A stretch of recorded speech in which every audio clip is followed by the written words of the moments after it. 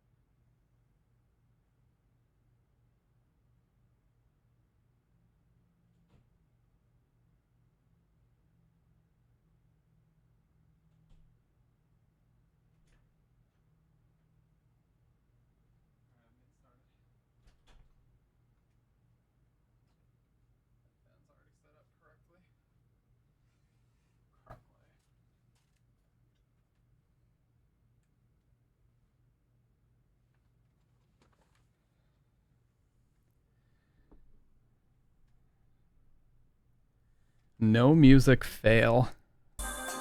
Oh. When did I don't even remember when I pressed that button. TBH. Whatever. Bruh. The noises were from my mic still being on, but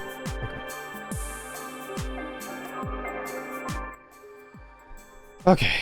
Well, anyways, yeah. So let me switch the camera over now. I'm keeping the lights a little bit dimmer than I usually would because a little bit sensitive still, you know, sensitive behind the eyes, quick to get a pretty severe headache. All right. Yeah, somehow, sick boy, somehow. Dude, this was a rough one. One of the worst, in the past several years, one of the worst illnesses I've had, certainly. So this started, oh shit, when did this start, actually? Trying to think. This started like the last day that I streamed. I was feeling pretty shitty too. So even during the last, the first half of the Silent Hill 3 playthrough, I was not feeling 100%, and I had like just some back pain, like some soreness that came out of nowhere, and I didn't go to the gym before it happened either. It just kind of developed. Okay. So I was like, okay, well that's fucking weird. And it just kind of developed from there. Started out as just back pain, and then it was no sore throat or like nausea or anything, but it was like really bad congestion, a little bit of trouble breathing, a little bit of back pain, and it just compounded to the point that I really couldn't do shit. I don't know what the fuck it was. I was like 1 day away from going to the hospital and getting it checked out or urgent care. Do I call out of work when I'm sick? No, I don't. I just grab a bottle of Dayquil or whatever, you know, cold medicine I can, and I just work. Nobody's forcing me to do that. Like, my work very strongly encourages me to take the day. So nobody's like, oh, you must come in, this, that, and the other. But I just do it because I feel like I would rather save the day for something else. You know what I mean? Do I work from home? I work from home, yes. I do not work in an office. I can work in an office if I so choose, but I do not do that right now. I work from home. Exactly, Kendo. So when I need it or want it for something that's pretty extensive, I can take it later on down the line. That's how I handle it. Anyways, I don't want to spend like the first 20 minutes talking about health problems, but you know, a couple days ago, I woke up and I was feeling better. So I was like, okay, well, maybe I don't need to go get it checked out. So I don't know if it was like bronchitis or what the fuck it was. Kendo said in the Discord that he also had something really similar that lingered for like 2 weeks, you know, and the other thing that came with it was dizziness. And I mean, like, so what happened was I was messing around with mics, and you know those little mic stand adapters that just adapt it from like 3/8 to 5/8 inch, whatever. Well, I dropped one of those on the floor, and I leaned down to get it, and it was seriously like I got hit. It was like I got, I don't even really know how to describe it. I just got this really intense vertigo, as if somebody just physically shook me. And I was like, what the fuck? And yeah, dude, I don't know what this is. Like, it just came out of absolutely nowhere. And it just like, it felt like my eyes were going to roll in the back of my head, and it immediately went to my stomach. And I was like, what the fuck? So I went and laid down, and that was the first day I noticed that something was off. I was like, what the fuck was that? Like, it came out of absolutely nowhere. And I was like, did I lean down too fast, or like, what did I do? But it's like, what's going on? It felt like I was hungover. I hadn't had a drop of alcohol. Yeah, like, what the fuck is this? You guys have experienced this. You're in like drastically different areas than me. So like, what the hell is this thing that's going around? I have no idea. I don't know if it's a COVID variant or what the fuck it is, but it sucked. And, you know, I went and I sat down, and I just was like, please just like let me fall asleep, because this is so miserable. Like, I felt like if I don't go to sleep right now, I'm going to throw up. Like, it was that bad, the vertigo. And it was so suddenly onset, just out of nowhere. I felt perfectly fine all day until that happened, and then I was just fucked. Just fucked. I couldn't do anything. So I did end up falling asleep for a couple hours, and then when I woke up, I felt better, but then it just kind of progressively got worse over the next couple days. And I was pretty freaked out, man. I really was. I was freaked out because I didn't know what the hell it was. So I haven't been to the gym in like 7 days. I haven't streamed in 7 days. I've done nothing but lay around and try to recover. And work. I did work, but that's not difficult. Anyways, yeah, so seriously, thank God I feel better. I was very freaked out this time, you guys. I gotta say, I gotta keep it 1,000. I was like, if this goes on for one more day, I'm going to the hospital. This has got to be something serious. Like I was thinking like cancerous serious. That's how freaked out I was. But you know, a couple days ago, I was like, you know what? I'm just going to try to sleep as much as I possibly can. I took a 1.5x dose of some very high strength nighttime flu medication, the type of stuff you it's like a powder, you put it into a drink. Theraflu. I mean, it's nothing crazy, but it was like generic Theraflu. So I took a shit ton of generic Theraflu. I slept like 11, 12 hours, as long as my body would let me sleep. And, yeah, had some wild fucking dreams. It was split. It was like I slept 5 hours and then I was up for a little bit and then I slept a shit ton more. But yeah, it was weird. Had a lot of weird dreams. Sick Boy knows about it. I detailed one of them to him. I think it was, man. I think it was some type of weird COVID variant that I did not have before. And the thing is, Bridget had the dizziness before I had it, but she didn't have any of the other shit. So I don't know if I like contracted potentially something from her, or because I don't go out in public like that. So I don't know. Yeah, I felt feverish too, because when I first got the dizziness and it hit me like a fucking ton of bricks out of nowhere and I sat on the couch to try and fall asleep, I was like freezing my ass off, and we're in a heat wave right now, so that makes no sense. Like I had to be under a blanket, but when I woke up, it felt like the fever went away. So it was just bizarre all around. I don't know how to explain it. It seems like, based on what everybody else is saying, that it was some form of COVID though. But thank God, I feel better. I feel good. Today is the first day where I've been like, I don't just feel like I'm recovered. I feel normal today.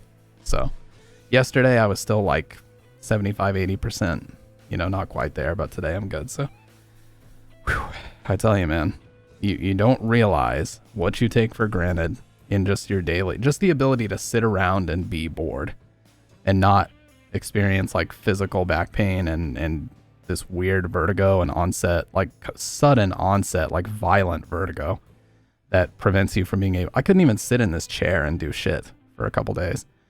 So yeah, you always take that for granted until it happens. And then you're like, holy shit, I'm so glad to just be able to sit here and talk to you guys and stream and not, just be miserable. So I'm very thankful for that. And I also, legs cramped out of nowhere and was like cooling.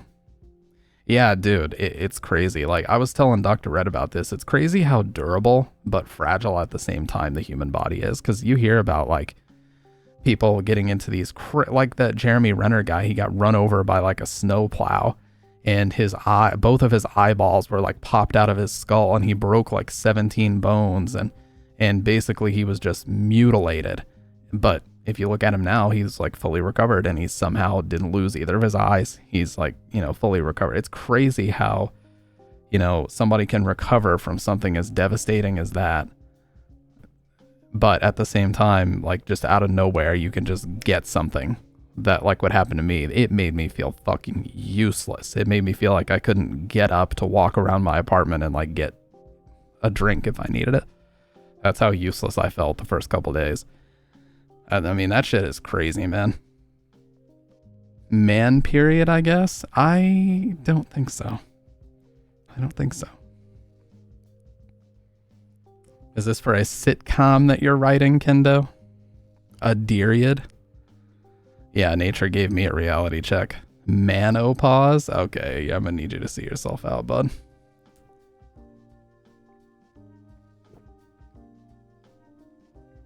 Dude, I was even researching, like, here's the other crazy thing.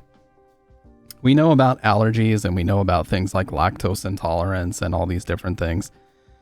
I was even researching, like, did I get a coffee allergy? Because the vertigo happened a little bit after I finished a cup of coffee. It was just Folgers, like half calf. So nothing, I'm about to sneeze, hang on.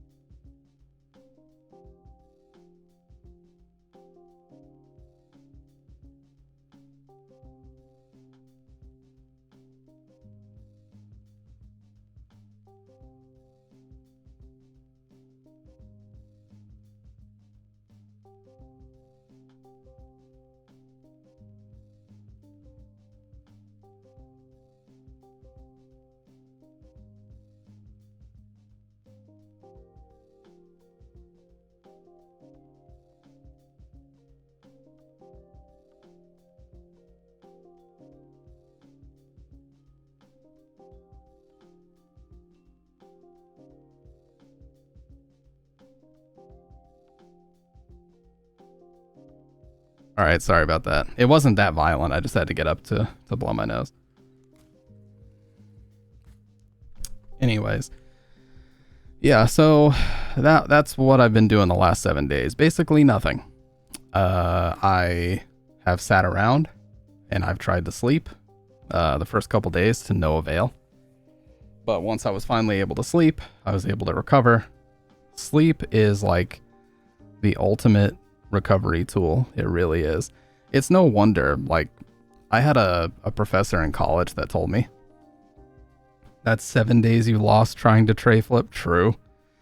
I had a professor in college that told me he didn't believe in any medicines. He said he doesn't believe medicine does anything, and that the only effective thing that a medicine can do is knock you out, and then the sleep does the healing part. And as I get older, I think there's a lot of truth to that. Because when I have like a really bad sore throat or a scratchy throat or anything like ear, nose, throat related, the medicine doesn't seem to do anything. But I really love taking medicine that's like drowsy late at night and then just sleeping. And in the morning, I always feel better. So it's like, maybe there's some truth to that. Maybe like the medicines are just a mixture of random fucking ingredients that make you think it's doing something. But in reality, it's just getting you to sleep so that your body can handle the healing part. It's crazy, man. I'm not even trying to... I'm just so fucking happy to not be sick anymore. I really am. But yeah. So, we're here. The last time I streamed, we did the first half of Silent Hill 3. Feels like it's been an eternity. But we're here. And, of all things, like, I started watching... You guys know who Jamie Kennedy is? John, you would probably know because he was more... around like when me and you were kind of in our formative years in the 2000s. He was kind of a big deal, and the late 90s too. You've been X'd on the Jamie Kennedy experiment. Yeah, experiment, as he says. But yeah, so of all like podcasts for me to watch, I started watching Jamie Kennedy's podcast while I was just fucking, trying to look for something to do. Oh yes, I heard about Hulk Hogan. I unfortunately got roped into a conversation about that Joey Swole guy on another stream. Resident Evil speedrunner stream. Oh yeah, Son of the Mask. He actually, that's kind of what I was going to get into, John. He has a whole video series on his podcast talking about what went wrong with Son of the Mask. And apparently they just sold him a bunch of lies, and they literally couldn't get any other comedians to take the job, so they asked him. And it was like the biggest offer he had ever gotten, and he kept saying no because he didn't want to be compared to Jim Carrey. And then a New Line executive doubled their offer, so then he was getting double the biggest offer he's ever been given, which based on what he was saying was like 7 figures. So we're talking like he might have been offered a couple million to do this movie, and you just can't turn that type of money down. He just couldn't say no at that point. I do not know about Ride On, but yeah, so Hulk Hogan passed away, and there's been a lot of conversation Ozzy, Hulk, and Chuck Mangione. So there's been a lot of conversation about Hulk Hogan being racist, which he was, Hulk Hogan being a piece of shit, which he was in a lot of ways. And so there's this conflict going on where a lot of people who were inspired by him growing up, because he had that whole thing about like eat your vitamins and all this other stuff. And he was a big wrestling star. Some people are like paying tribute to him, and then the people that are paying tribute to him are getting bombarded with angry comments about how much of a piece of shit and how much of a racist he was and this, that, and the other. So it's just this dynamic that's going on over and over and over again.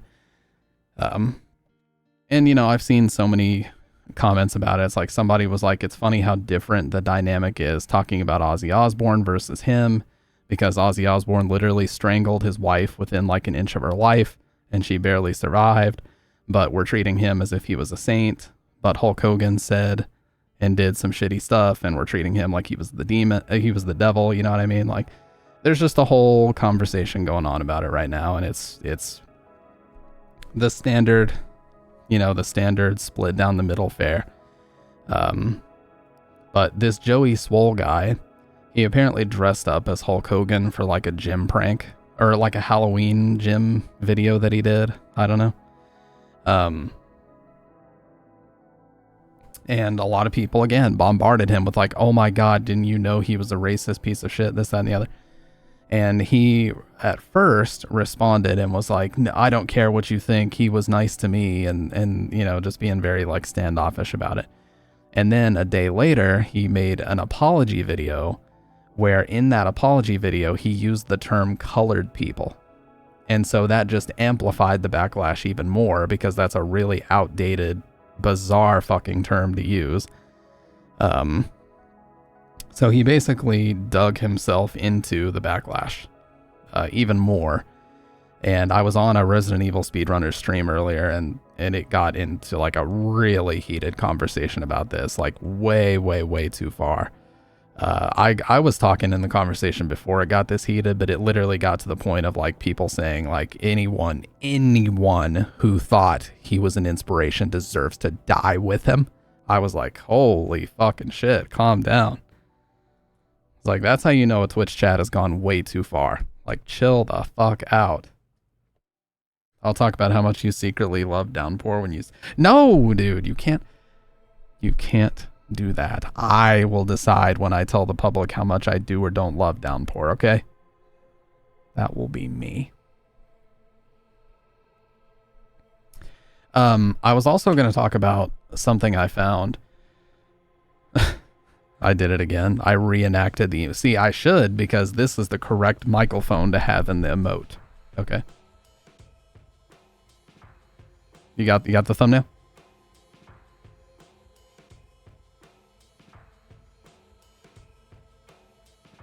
I would have to get chat off the screen, though. Anyways, one of the coolest ideas I've ever seen for a stream I actually discovered. All that work. All that work. Dude, I could just get the mic out of the way and just properly do it for you. And get the thing... Like, I will give you the perfect respectfully emote. Or just say an emote. While I was, kind of zonked out on medicine and feeling like shit, I found one of the coolest ideas for a stream I've ever found by a guy named Tyler McVicker. And the idea for his stream is called 1990X. And the way that this stream works, like I'm just so like fascinated by this because I think it's going to be so good. Take a look at this. So the way his stream is going to work is every single thing in it is from the 90s. Everything. So the camera he's recording this on is from the 90s. He's wearing a CompUSA hat. He's got another 90s camcorder connected to like an RCA capture card that's looking at a real recorded broadcast of Cartoon Network from the late 90s. Everything in his basement is from that time period. And he basically is role-playing as a game journalist from the 90s. And, he plays this character that has no clue about anything that's happening or after 9/11. Basically, he said the character exists in a world somewhere between 1995 and 2001. But I just think it's so cool, this idea. And he even has this service called ProtoWeb. And this service called ProtoWeb lets you browse read-only web pages. He has like a real Windows 98 machine connected. There's the camcorder looking at the TV. And he shows later that you can even go to like Pokemon.com. Yeah, like you can go to Shoutcast.com, and all these websites are basically as they were. So there's ProtoWeb, and he goes to the Pokemon website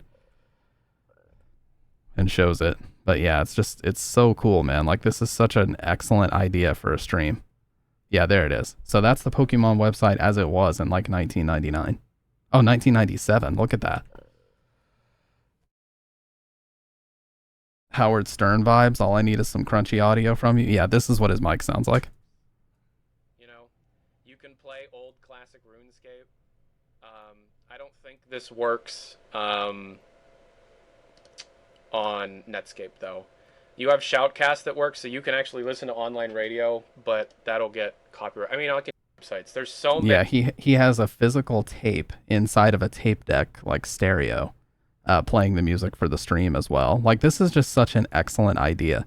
And he has call-ins, and this was just a test stream, but people were calling in on a landline phone that he has. He has it like wired up to his PC, so it's VoIP.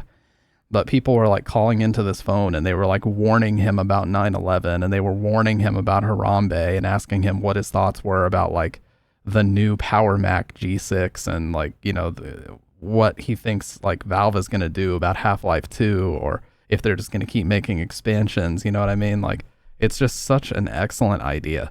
And I stumbled upon this stream completely randomly. I just saw the title and the guy's name. I was like, 1990X, what the hell is that? So I clicked into it, and I ended up watching the whole thing from start to finish because I was just so fascinated by this idea. Yeah, he has like Unreal Tournament 99 he can play with viewers. That he was talking about. That's him talking on his landline, the Clear phone.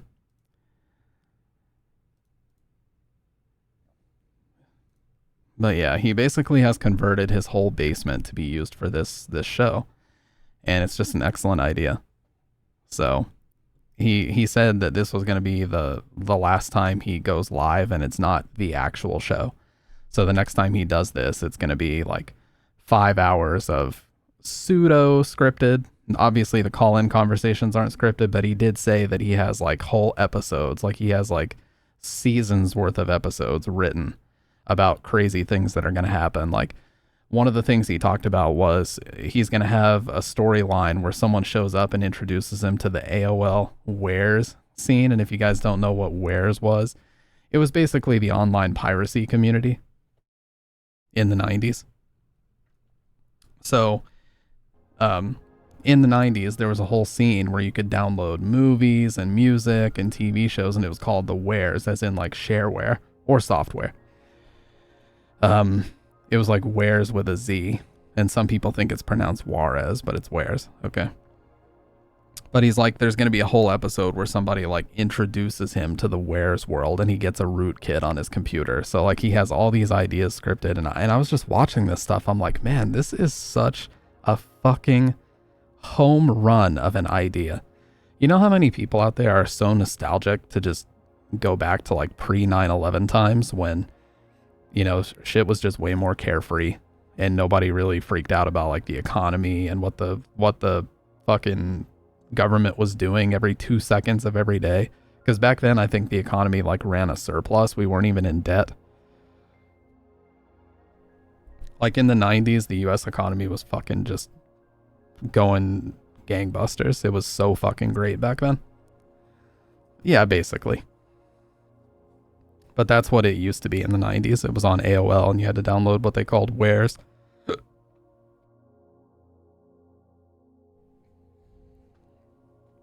But yeah, I followed him. I dropped a Prime. I am fascinated. When he runs that first episode, dude, I'm gonna be there. I think it's a great idea, and I can imagine that it will blow up.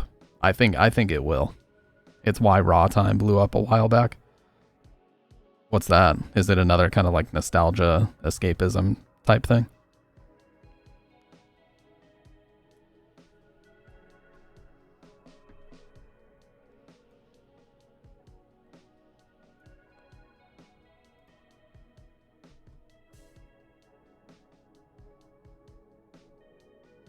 Just check Raw Time on YouTube.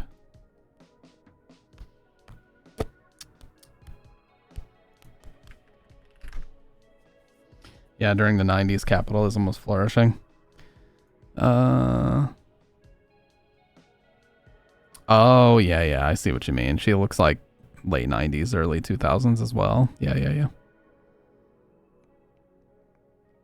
Damn, some of the views on these are kind of crazy, though. Cable access show, June 26, 1999. Yeah. But yeah, there's so many people that were oh shit. Sorry. There's so many people in the chat that were like role playing right along with it already and just totally got it. You know, they were in the chat discussing, you know, what the next Nintendo console was going to be because the GameCube wasn't out yet, and they were talking about the newly released N64 or stuff like that, you know. But it is funny, I think, you know, it's funny how nostalgia has become its own industry. Because in my algorithm, I get on like Facebook and Instagram all the time, like just nostalgia core, where they like put a noise filter on something to make it look like a VHS tape, and then they just show footage of like a Toys R Us, or show photos of like a Toys R Us in the 2000s. And then they just play that Aquatic Ambience remix or whatever it is.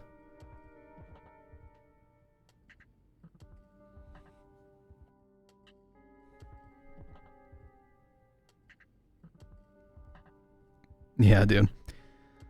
Just look at kids' fashion now. It's Neo 2000s. That's what I'm saying, dude. Like, everybody's going back to baggy clothes and wearing dunks. Like, all the girls, they wear, like, baggy cargo pants with panda dunks now. I'm like, what the... Dude, did we just go back to 2002 or what? Like, what is going on? Guys are doing the middle part again, like Backstreet Boy members and shit. You know, they're doing the middle part with baggy pants. I'm like, what in the fuck is going on here?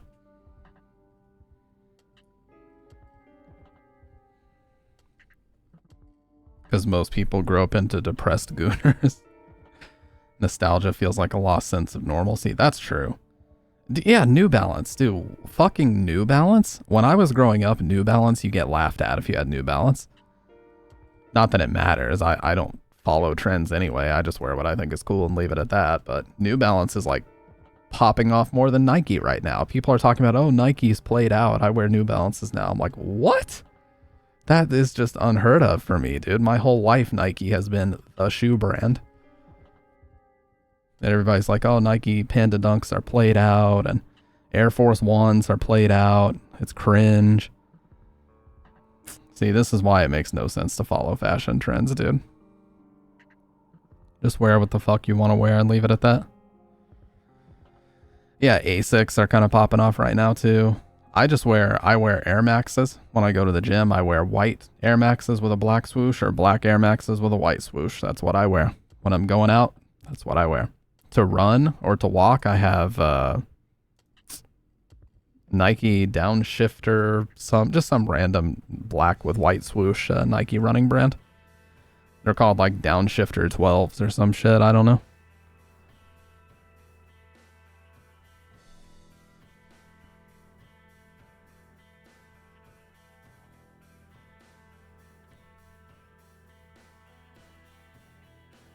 I see, I like, I wear. Absolutely.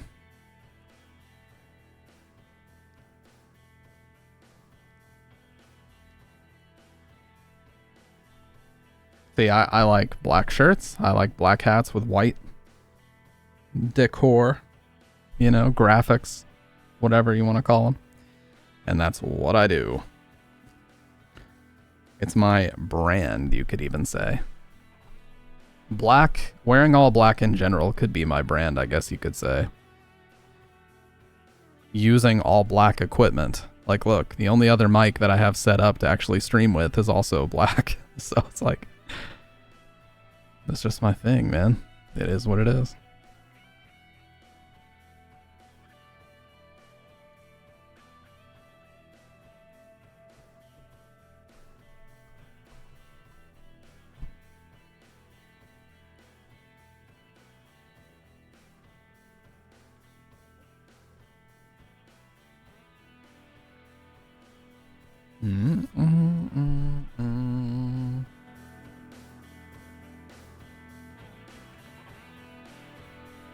But anyways, the Stampman, yeah.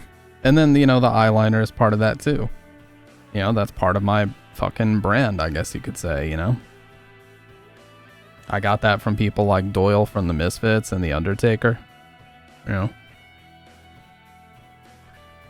And it's something that I guarantee, like, virtually nobody else on Twitch would do, especially not guys. I don't give a shit. If anybody else would do it, I just do it because I like it, you know what I mean? There's a big difference. Like, if I came on stream and I was wearing, like, a Nike hat with, like, a Supreme... Does anybody even fucking wear Supreme anymore? But you know what I mean? Like, if I just came on stream, like, emblazoned with trendy fucking clothes, like, what would that do? What's the purpose of that? There's no point. Who am I trying to impress with this? Like, I'm not trying to come on here and impress people with clothes. I'm not gonna come on here with, like, a big fucking chain.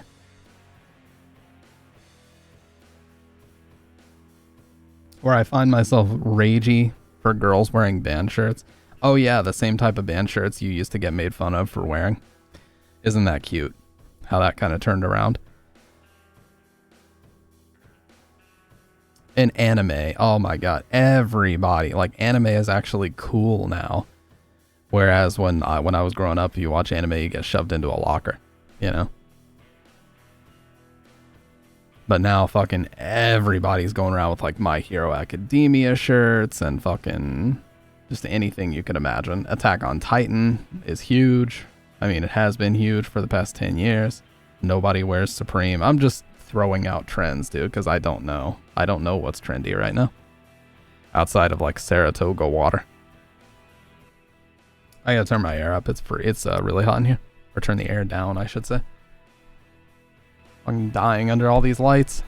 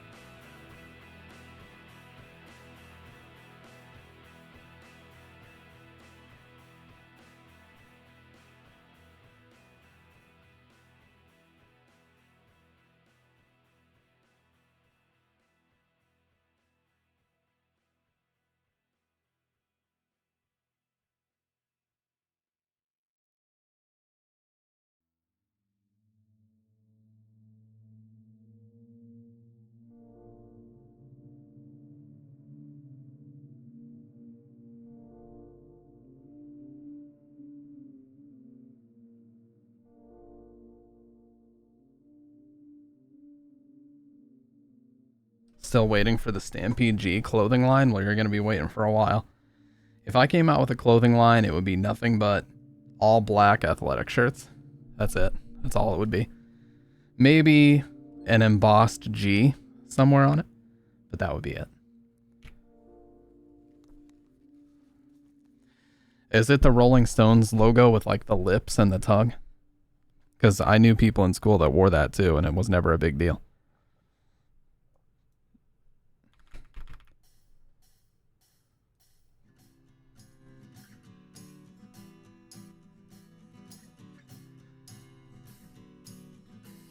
Yeah, like, that logo is basic as fuck.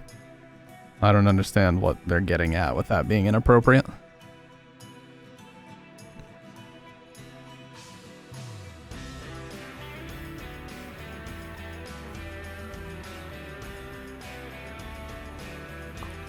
Well, here's a question for you guys. I'm thinking if we do Silent Hill 3, we just restart it from the beginning.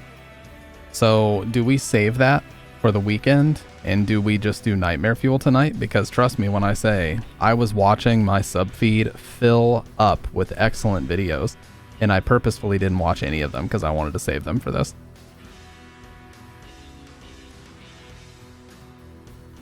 Oh, I know about Truey. Yes, I know, because there's this guy named Cemetery, and he has a song called Truey Jeans, and he's talking about the brand True Religion. You want fuel? I'll give you fuel. I'm actually down for some fuel myself, believe it or not. It's been a while. I've detoxed from all the Nightmare Fuel. It's time to up the ante. Let's up those numbers. Sorry, I shouldn't say that too soon.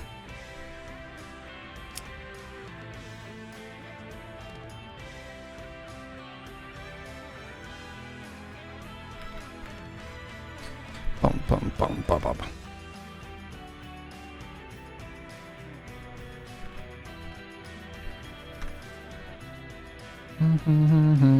Okay, so we've got Jesse, Nima, Hophole, and Internet Rabbit Hole. And then we have people who recorded their last moments by Chilling Scare. So let's start there. Nightmare Fuel headquarters.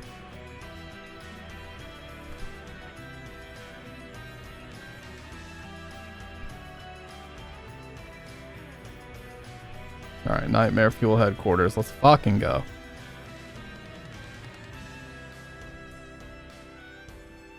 Oh, God. Alright. People who recorded their last moments. Let's get started here.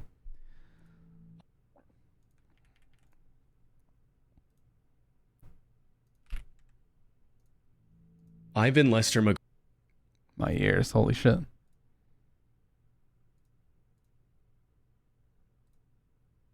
Alright, let's go. Oh, let me move my... I put it up here, make it a bit smaller. So we're not in the way. That should be good. I don't want to leave that gap there either. Let's do it like that.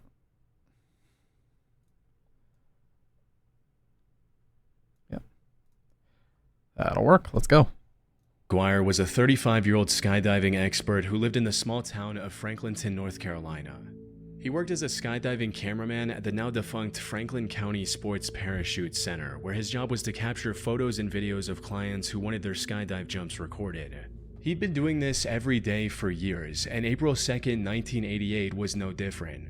Unfortunately, what began as just another routine workday would end in a sudden, irreversible tragedy.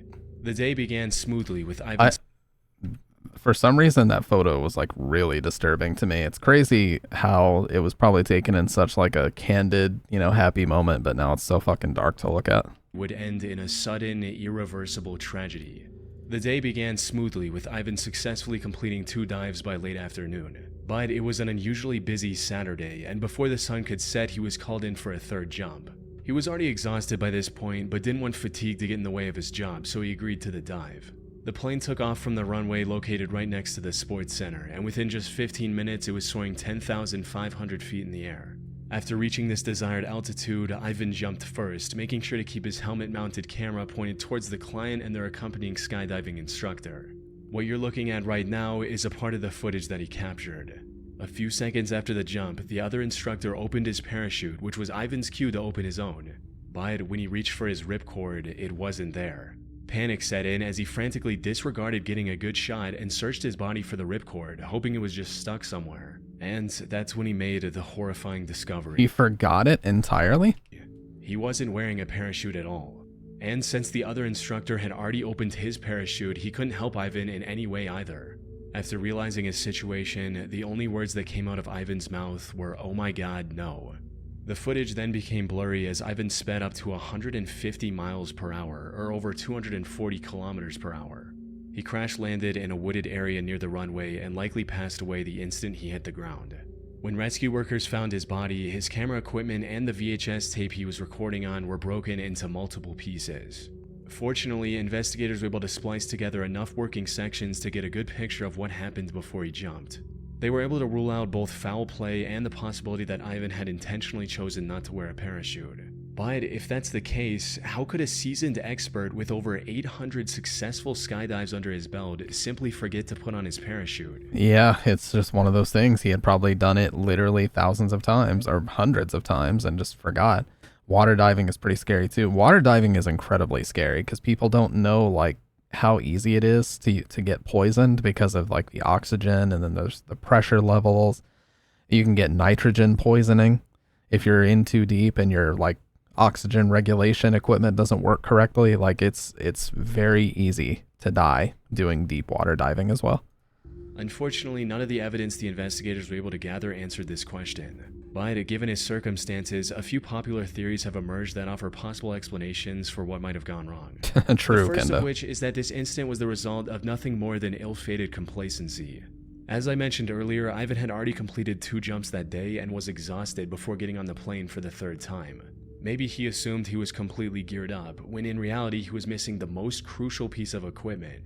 However, if he wasn't wearing anything on his shoulders, someone around him would have almost certainly noticed before the jump. Which brings us to the second and more likely possibility. The incident happened because of his camera equipment. You see, unlike today where a tiny action cam is all it takes to film a skydive, Not back like in that the back then. 1980s, recording that footage required bulky camera gear that had to be worn in a backpack. There's a chance Ivan and the others around him mistook this camera bag for the parachute and didn't realize the truth until it was too late. That said, while Ivan wasn't fortunate enough to survive, the footage of his accident stands as a sobering reminder for skydivers to always double, even triple check their gear. Yeah, dude, that's one of the things. Like, there's also, I believe they're called like sediment pools or salt pools. I forget exactly what they're called, but it's this concept that is so fucking weird because you're underwater and these pools look like a beach. They look like there's a beach and then there's different water that you can go into. And there was a company that actually like got into this really geared up, almost like submarine. And they stuck a camera down into one of those pools. And when the camera went down through it, it looked like it was in the sky. It's some of the weirdest footage you'll ever see. It's like fucking mind-bending shit. Yeah. Like they put it in and it looked like it was in the sky, and everybody in the comments was like, oh my God, it's the real upside down and this, that, and the other. It does look really crazy. On the 15th of January 2023, Yeti Airlines Flight 691 took off from Kathmandu's Triphuvan International Airport at around 10:30 a.m. It was a domestic flight headed for the Pokhara International Airport, located roughly 124 miles or 200 kilometers west of the takeoff The Goo Lagoon, yeah, pretty much. The ocean under the ocean, yep. location. Things started off just as everyone hoped, with the plane taking off, climbing, cruising, and even descending without any issues. And as it was about to land at the Pokhara airport, one of the passengers started live streaming on Facebook from within the cabin. This passenger was a 25-year-old Indian man named Sanu Jaiswal. He was an adventurous young man who loved nothing more than exploring new places with his friends and experiencing their beauty firsthand.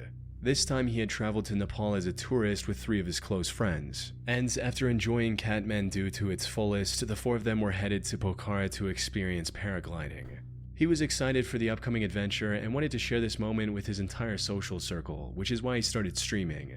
What none of his viewers knew, however, was that this was going to be the last time they would see Sanu alive. Because just a minute after he started streaming, the situation took a terrifying turn as the camera became disoriented and the laughter turned to screaming.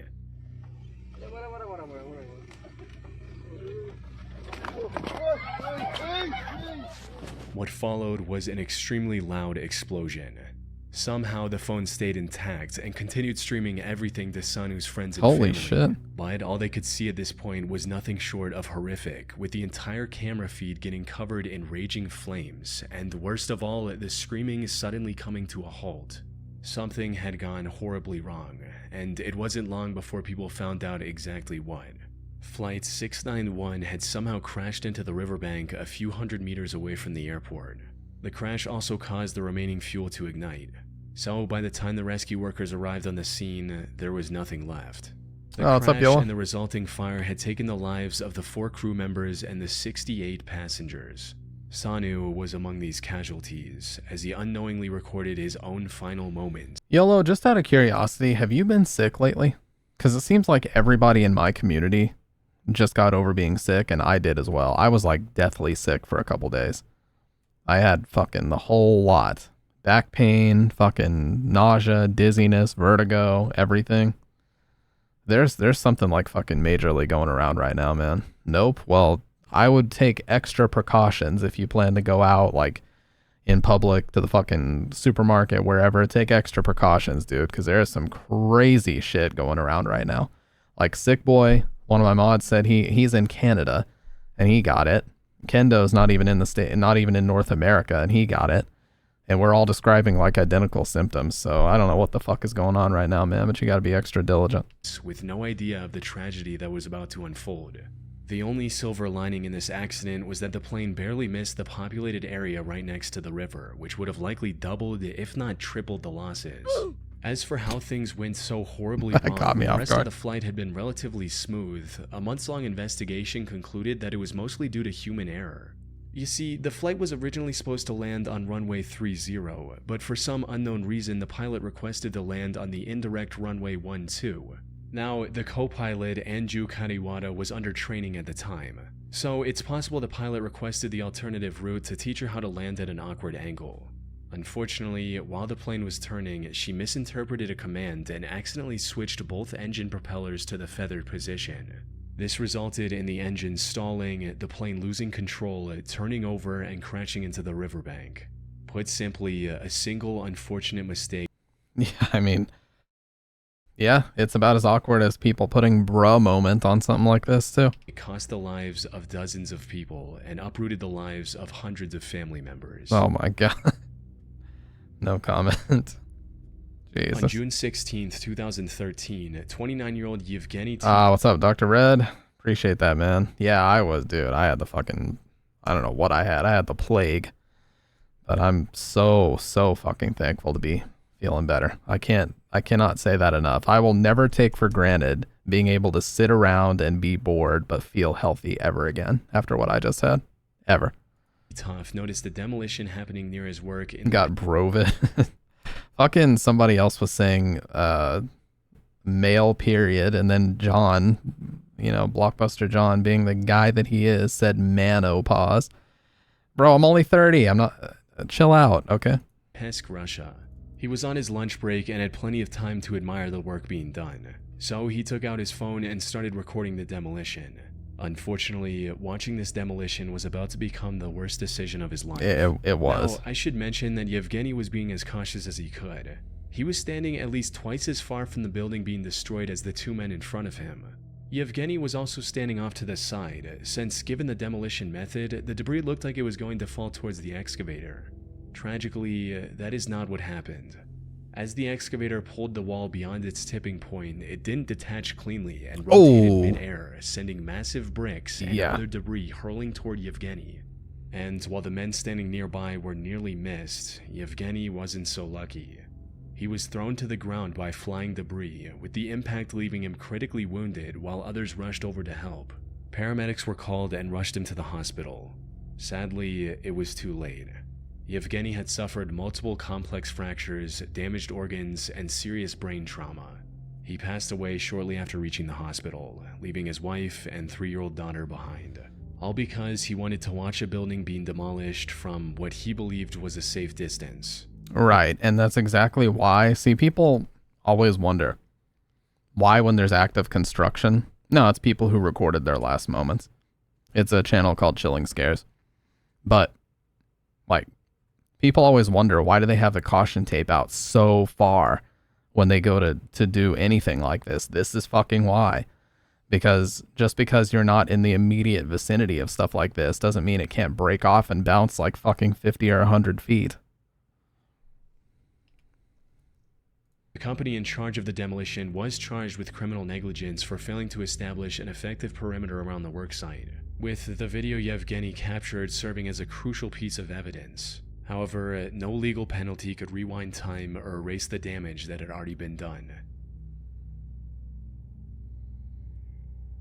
23-year-old Helen Wendy Nyabuto moved from Kenya to Canada on a 10-year study visa when she was just 20 years old.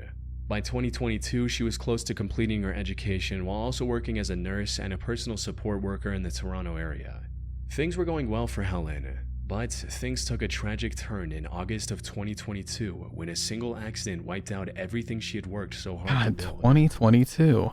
I swear, 90% of the videos we watched took place in 2014 or 15 or 2022. Those were just cursed fucking years.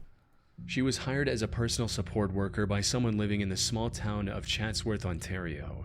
She decided to rent a room in the only motel in Chatsworth to accommodate this job and started living there. The place wasn't too shabby, but the thing that caught Helen's eye was the motel's outdoor swimming pool. So on August 8, she found enough free time to go for a swim while also live streaming her experience on Facebook. She had the pool all to herself, and it was every bit as peaceful and relaxing as she'd hoped. However, just as she was starting to enjoy swimming, disaster struck. About 10 minutes after getting into the pool, she decided to swim toward the deep end. Unfortunately, just seconds after entering the deep end, she lost control and began drowning. She desperately called for help with the little air she had left. Oh, can she just not swim? Tragically, there was no one to hear her. After struggling in the water for nearly a minute, Helen lost the... Hey, let me be real. I literally almost died like this when I was a kid. When I was like 8 or 9, I went over to a friend's house, and I had never been, like, I did not grow up wealthy enough to know how pools were laid out.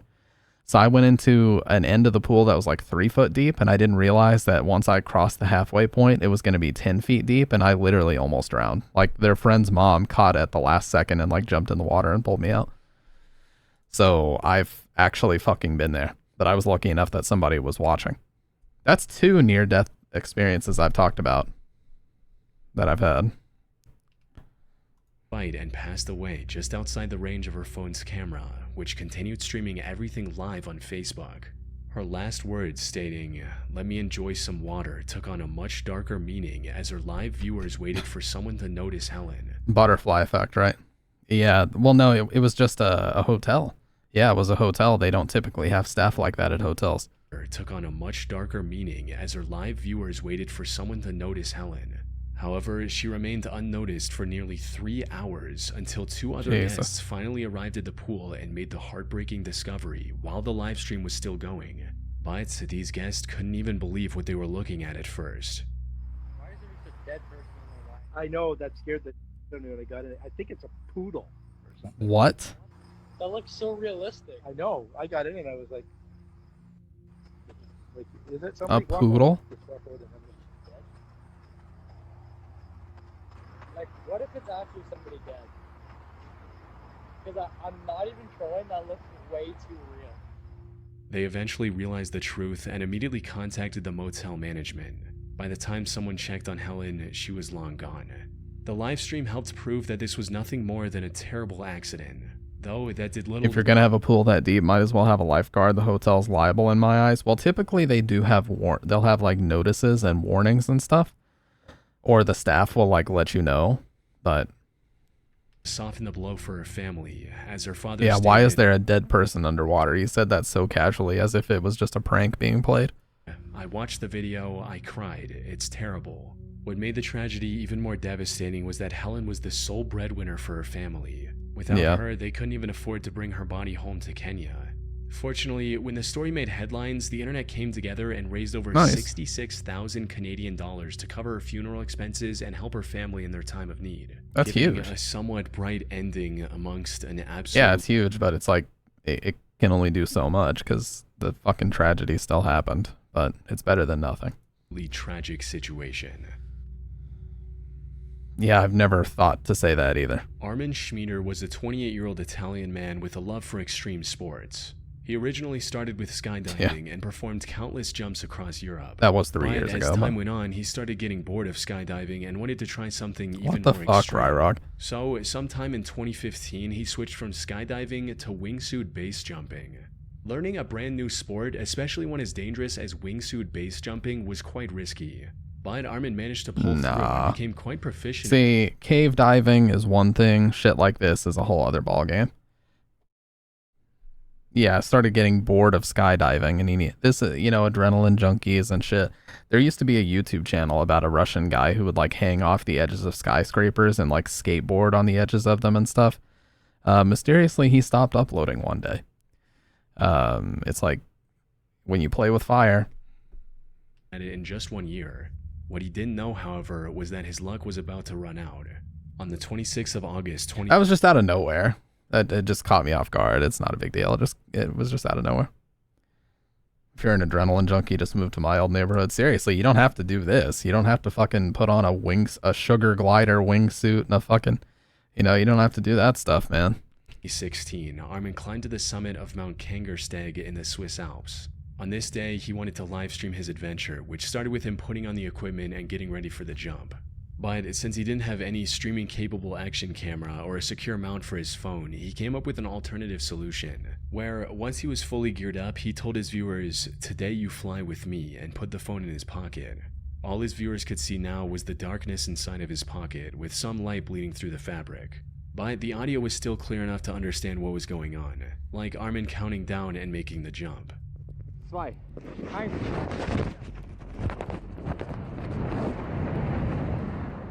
Things seemed to be going as expected. However, about 20 seconds after he made the jump, his phone captured the sounds of Armin screaming, crashing into the mountainside, and rapidly rolling down the steep terrain.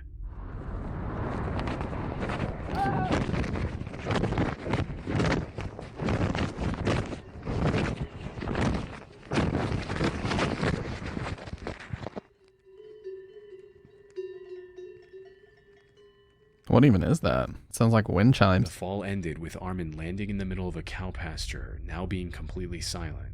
His viewers quickly contacted the authorities, who spent the next few hours looking for him. Unfortunately, by the time they found him, it was already too late. Armin had succumbed to his injuries and passed away. And while the Swiss authorities never released the true cause of his death, whether it was equipment failure or pilot error, at the very least, he died doing what he loved.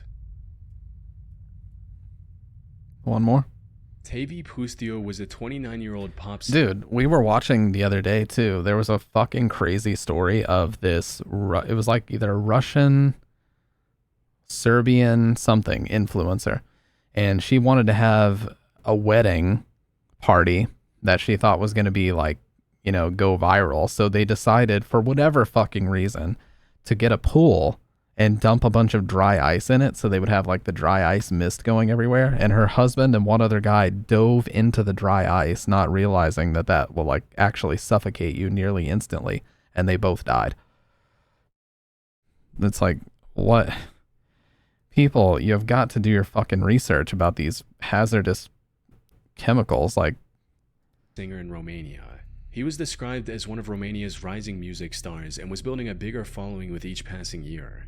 Unfortunately, before he had the chance to make it big, his career was abruptly cut short on August 15, 2020. He was riding through the city of Ploiesti in a car with his wife behind the wheel. And as they were making their way through the city, Tavy decided to live stream his travel from his phone. This stream was just him smoking, listening to music, smiling, and having plain fun. But then, a few minutes into the stream, his wife stopped the car at a crossing of sorts. She looked both ways before driving forward. No, it's not. Dry ice, if you just leave it on your skin, will like burn a hole in your flesh. So no, it's not anything to play around with. Restaurants use it sometimes. They'll put it on they'll put like a cup in the middle of the dish on like a dessert or something, so that when you chew it, it's like, oh, the fog comes out, and they call it like dragon breath, and it's all entertaining. That is a very, very small amount of dry ice they're dealing with. We're talking about 2 tiny cubes. They had like giant bags of dry ice that they were dumping into a pool. So everybody that was in that room breathing that in could have potentially died. For the stream to suddenly cut off, with Tavy screaming in horror being the last thing viewers witnessed.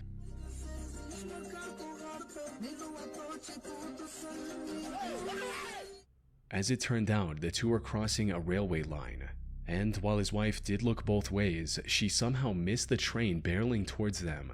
By the time they noticed, it was already too late.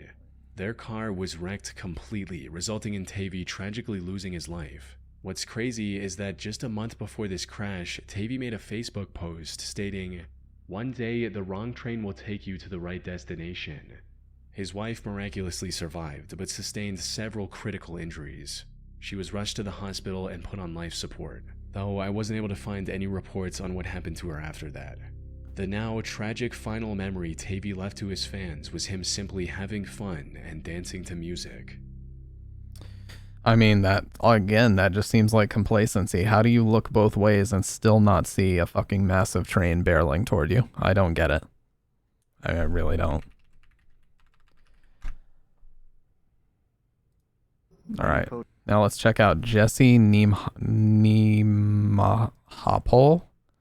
An Internet Rabbit Hole by Nick Crowley. I've been waiting specifically for the stream to watch this one, so I'm really curious. I know absolutely nothing about what this is.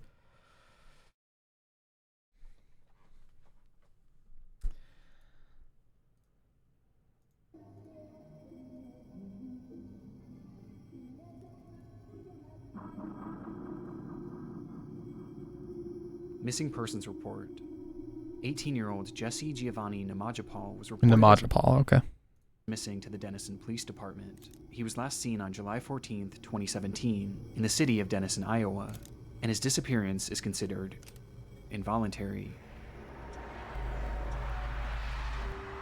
What does that mean exactly? Not quite kidnapped, but not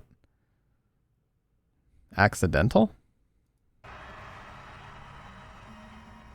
This report was created on New Year's Day 2020 on the website NamUs, a platform designed to help resolve missing, unidentified, and unclaimed persons cases nationwide, with the hope being that someone out there, anyone, might know what happened to this man.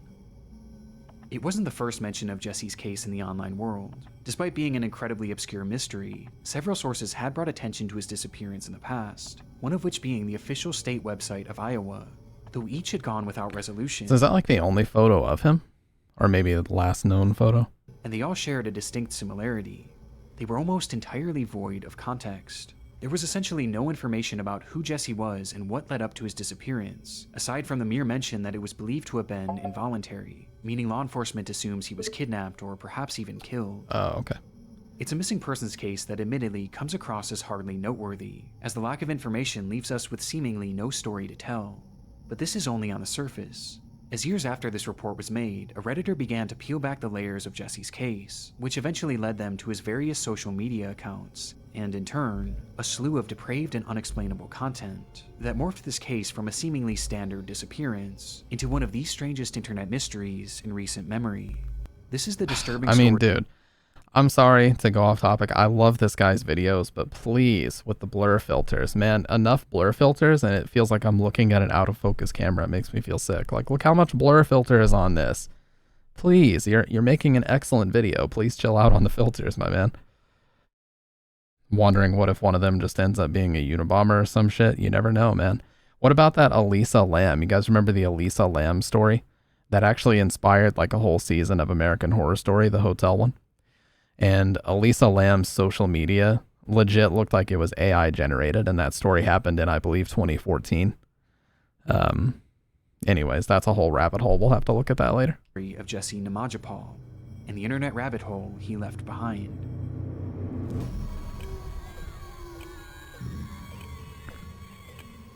Hey, Silent Hill 1 ambience. That's Silent Hill 1 sounds.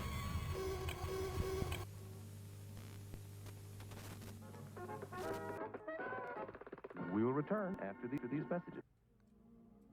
There's always that one user, the one who shares an intriguing mystery only to disappear mid-thread, leaving you with countless unanswered questions, which makes it feel like you can now never solve this mystery. Weirdly, I used to feel that way about health. I'm sensing an advertisement. Like I was just guessing my way through the system. Guys, if you see a YouTube ad, you don't have the extension, warm up the wrist and start mashing that right arrow key. I was sensing an ad, and I sensed it correctly. That's the stampede sense was tingling. Although Jesse Nemahopol's disappearance garnered very little public attention, there were a select few who wanted to know more, as despite there being a glaring lack of context within these reports, there were several things that stood out as unusual. Within the nicknames and known aliases section, there were 3 names listed: Juan Carlos Samay Namaja, Daryl Jamal Brown, and Reynaldo Alterio Colon, which was a surprisingly high number of aliases for someone just 18 years old. And on the topic of his age, something about this felt off. He appeared older than 18, with his face looking like that of a full-grown adult. Yeah, he rather looks than like a teenager. 35 something. This combination of strange factors inspired Reddit user Tawny Frogmouth to dig deeper, leading to the discovery that despite there being very little information about Jesse in the public reporting, there were other traces of him across the internet, with Jesse himself being fairly active across social media, including having his own channel right here on YouTube. Yeah, that doesn't look like an 18-year-old. That looks like a 34-year-old man trying to act like an The 18-year-old. account was simply named Jesse Namajapal and showed the 18-year-old performing various songs and dances in his native language of Spanish.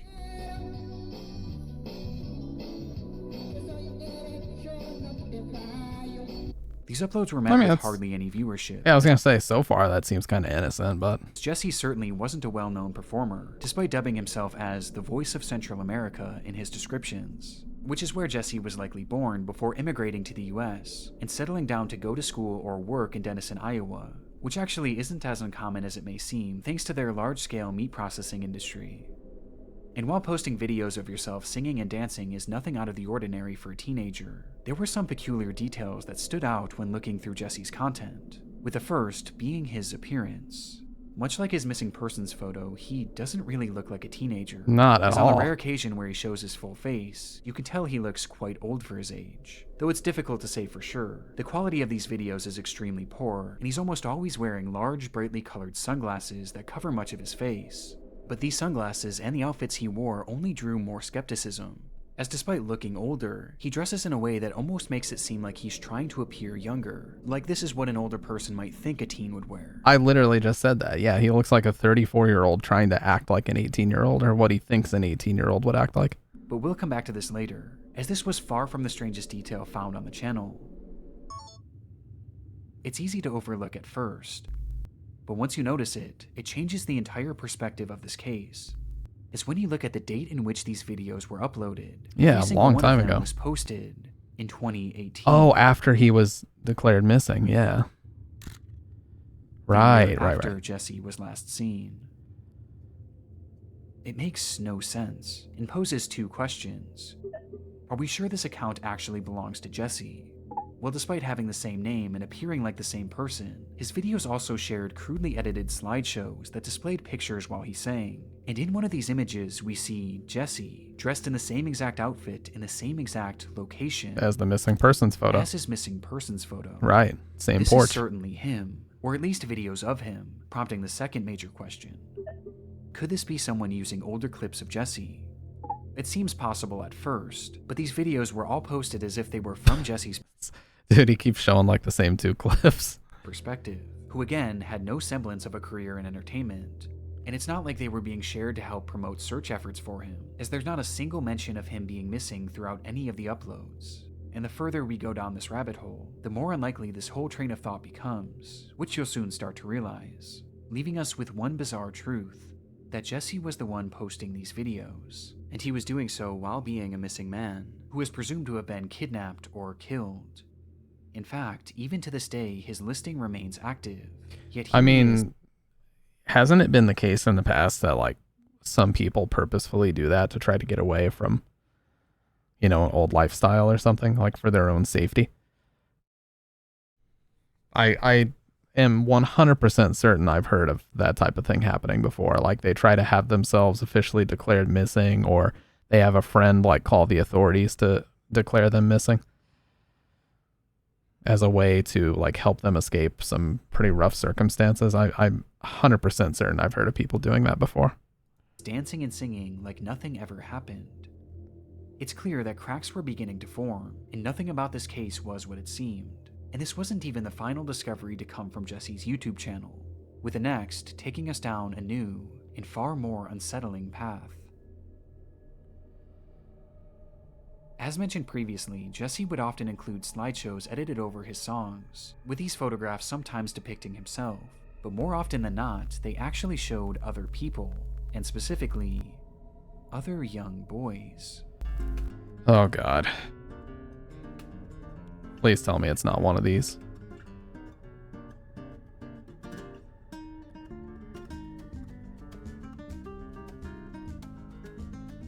I was gonna say, can we just not go to this realm in this video? But it looks like that's exactly where we're going, unfortunately. Yep, that's what I'm saying, Dr. Red. With him being like a mid-30s, acting like he's 18, that already kind of got some alarm bells going off on my head, and this is getting worse at every second that we watch. His channel is filled with images of children who appear to be preteens or even younger, with these accounting for the vast majority of the pictures he shared, including his very own profile photo, which shows a child sitting on the steps of a swimming pool. Strangely, none of these children look anything like Jesse, and they clearly aren't him at a younger age, and also he's not featured in any of them, with it appearing highly unlikely that these are his own children. Instead, they appear to have been taken from various children's social media pages, while some seem to be more candid, perhaps even being taken by Jesse himself, who included them in these videos for unknown reasons, almost as if he was infatuated by them. And the further you follow his online trail, the more unsettling this all becomes.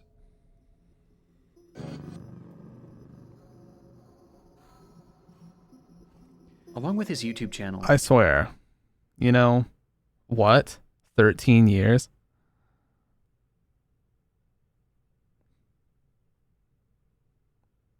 Model of 13 years? What?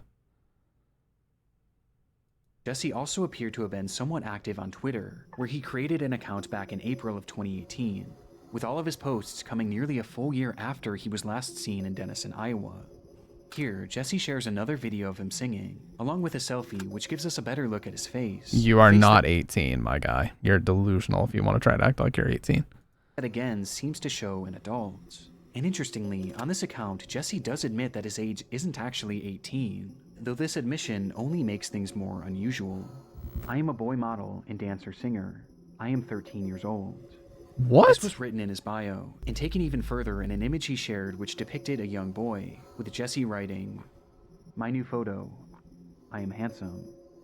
For whatever reason, after his disappearance, Jesse was online pretending to be a child, and digging a bit deeper. Okay, well this makes me think he's on the run.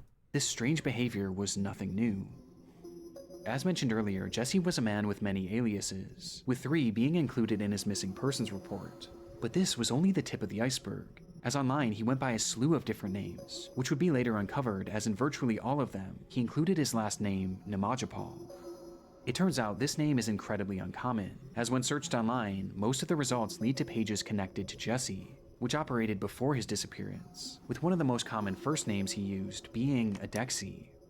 Shortly before the time he went missing, Jesse started an account on LinkedIn under that same alias, which included the same last name and middle name as those initial reports. And on that page, he wrote under his job title, "I am a child, my parents support me."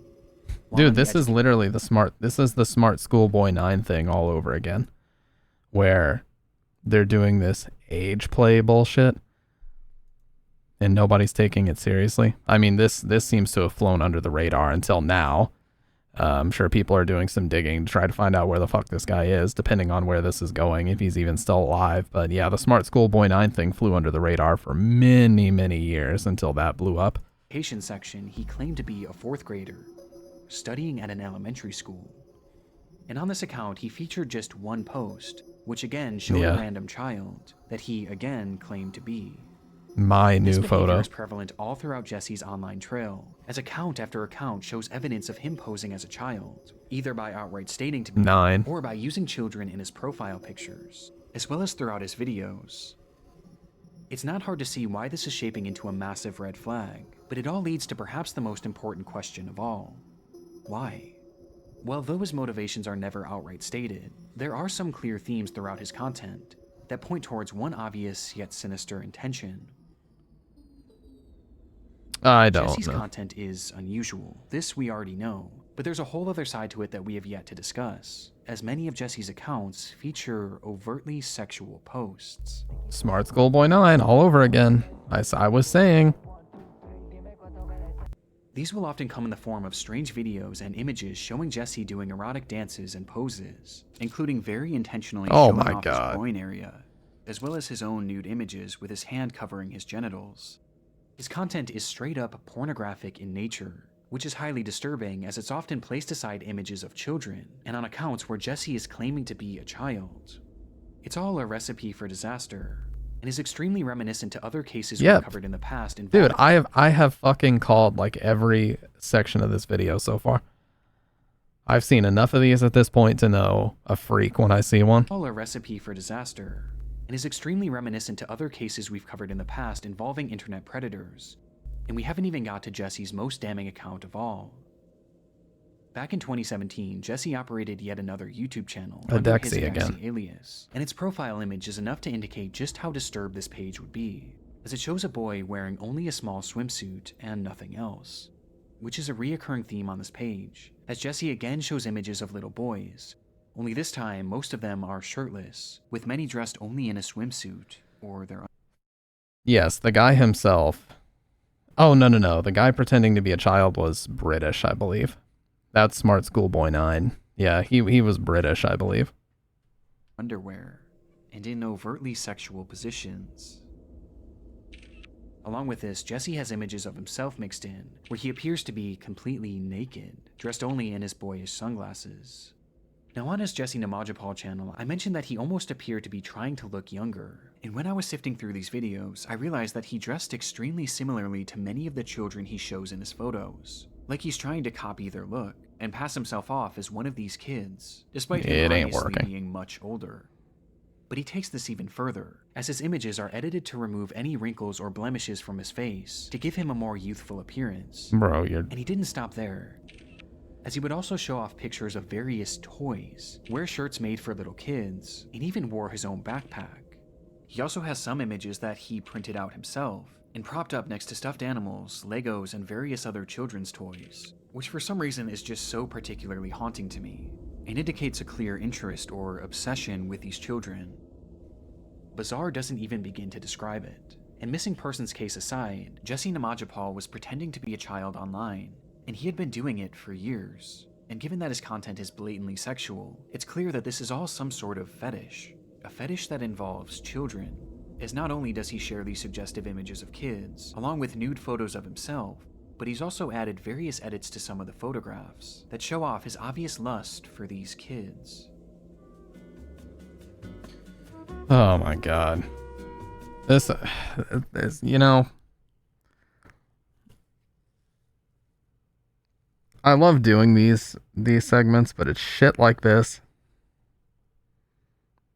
It's shit like this that really fucks me up, I tell you.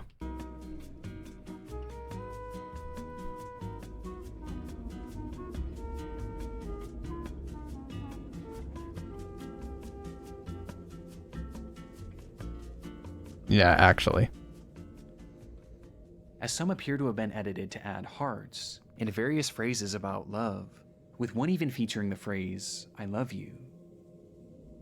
There's also this strange pattern in this content, one that indicates what may be a portion of Jesse's fetish, as Jesse shares many images of himself with his mouth open and contorted in Again, Smart Schoolboy 9. Him and Smart Schoolboy 9 are like two sides of the same fucked up coin. various unusual positions, while he also has several photos that are cropped to show only images of the children's lips.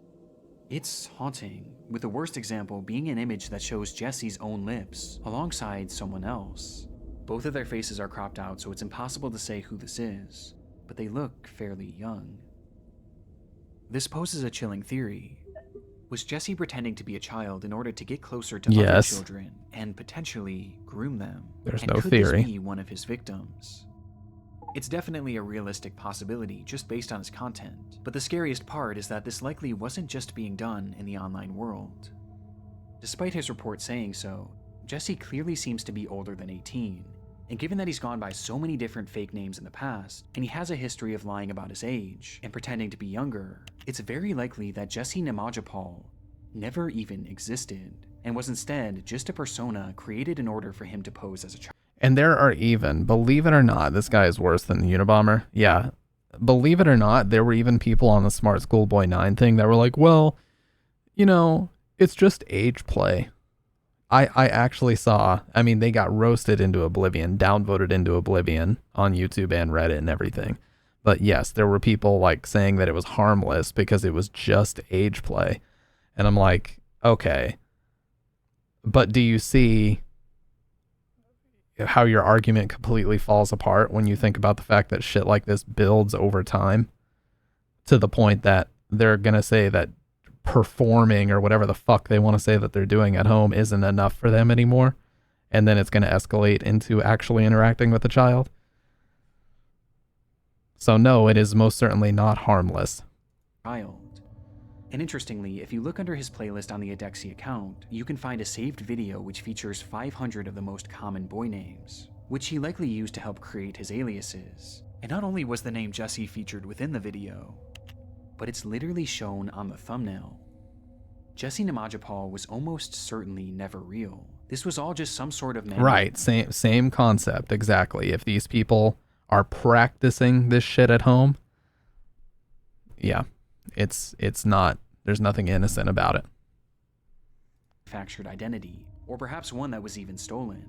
But it worked so well that somehow the actual government believed it. Which makes me wonder, was Jesse living a full life as a fake child in Denison, Iowa? Was he interacting with other kids, and perhaps even going to school? I mean, he was clearly known in the community well enough to be reported missing. And isn't it quite the coincidence that he just so happened to vanish at the age of 18? Maybe he ran away because under that alias he was no longer a child, and he did so to start a new life elsewhere where he could further pose as a kid, and engage in whatever disturbed behavior he was engaging in, which he clearly did online at least, as just a few months later he was posing as a child on Twitter. Jesse's life in Iowa is one aspect of this mystery that is still unsolved, and the not knowing terrifies me the most. Who knows what he might have been doing there, and who knows just how embedded in that community he actually was. Suspicious doesn't even begin to describe it. Did anybody reach out like they did with Smart Schoolboy 9? They actually found like an artist, David Firth, the Salad Fingers guy. They reached out to him and he actually remembered Smart Schoolboy 9 and told them about him. So I wonder if people reached out to like residents of Denison to find anything out about this guy. But if this isn't Jesse, then who is this man? Well, as it turns out, despite being considered missing by law enforcement, they might have already unknowingly found him.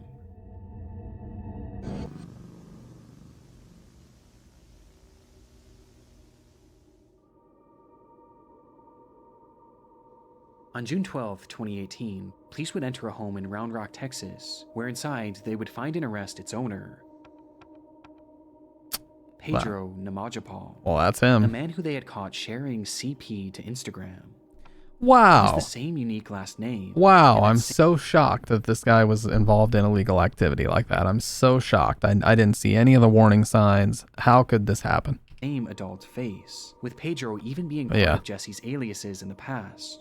And all of Jesse's aforementioned accounts just so happened to go What a twist. Indeed, what a twist. quiet right before his arrest.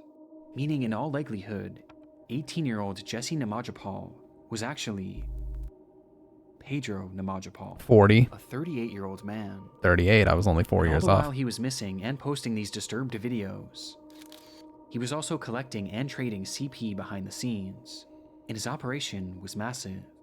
When police searched Pedro's home, they would find devices containing 604 images of Jesus CP, as well Christ. as 37 videos, most of which showing boys between the ages of 6 to 10 years old. The same exact demographic as the children pictured on Jesse's channel, which brings up an unsettling theory about the true purpose of the content he posted. Perhaps Jesse, or Pedro, which we'll now be referring to him as, was showing these images in his videos as a way of promoting the CP he collected. to Oh, essentially absolutely. And there was a workaround that people discovered for a while. Now, thankfully, YouTube did crack down on this because legally they had to.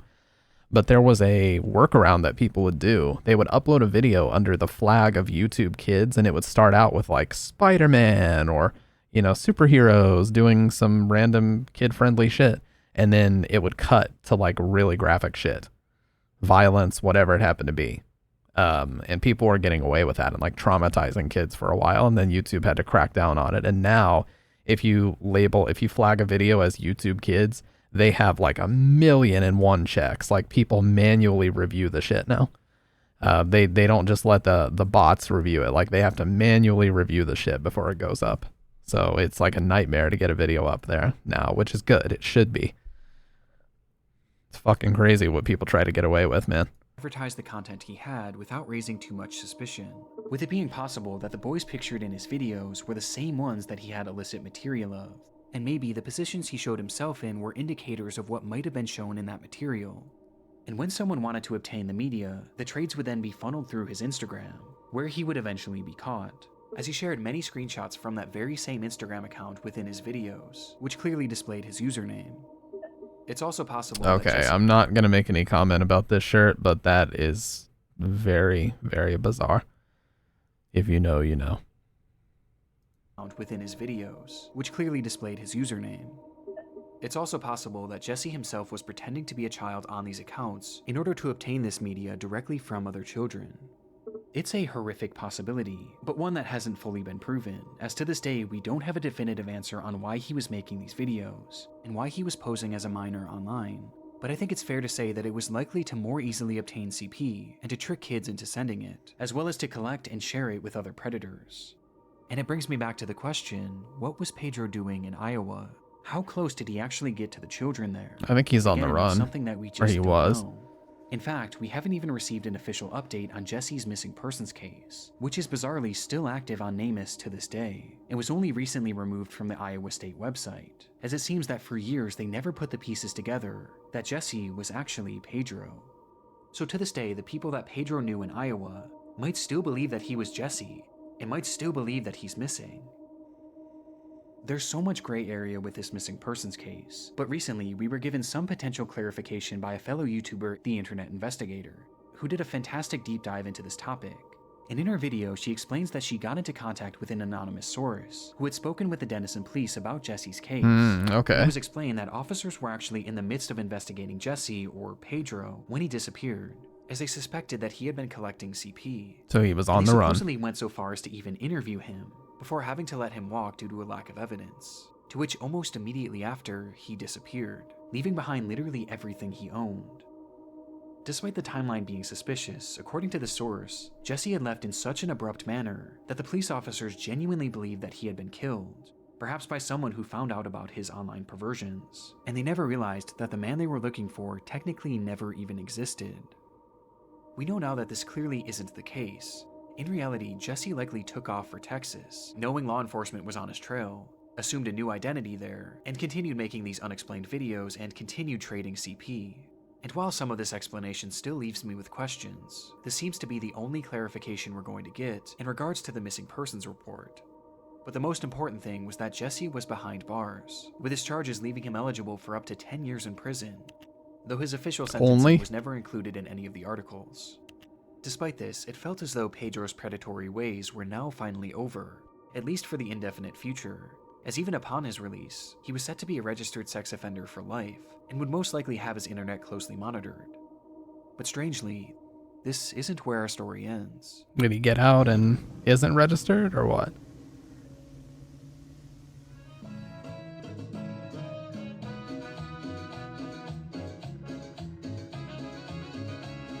He's wearing that shirt again.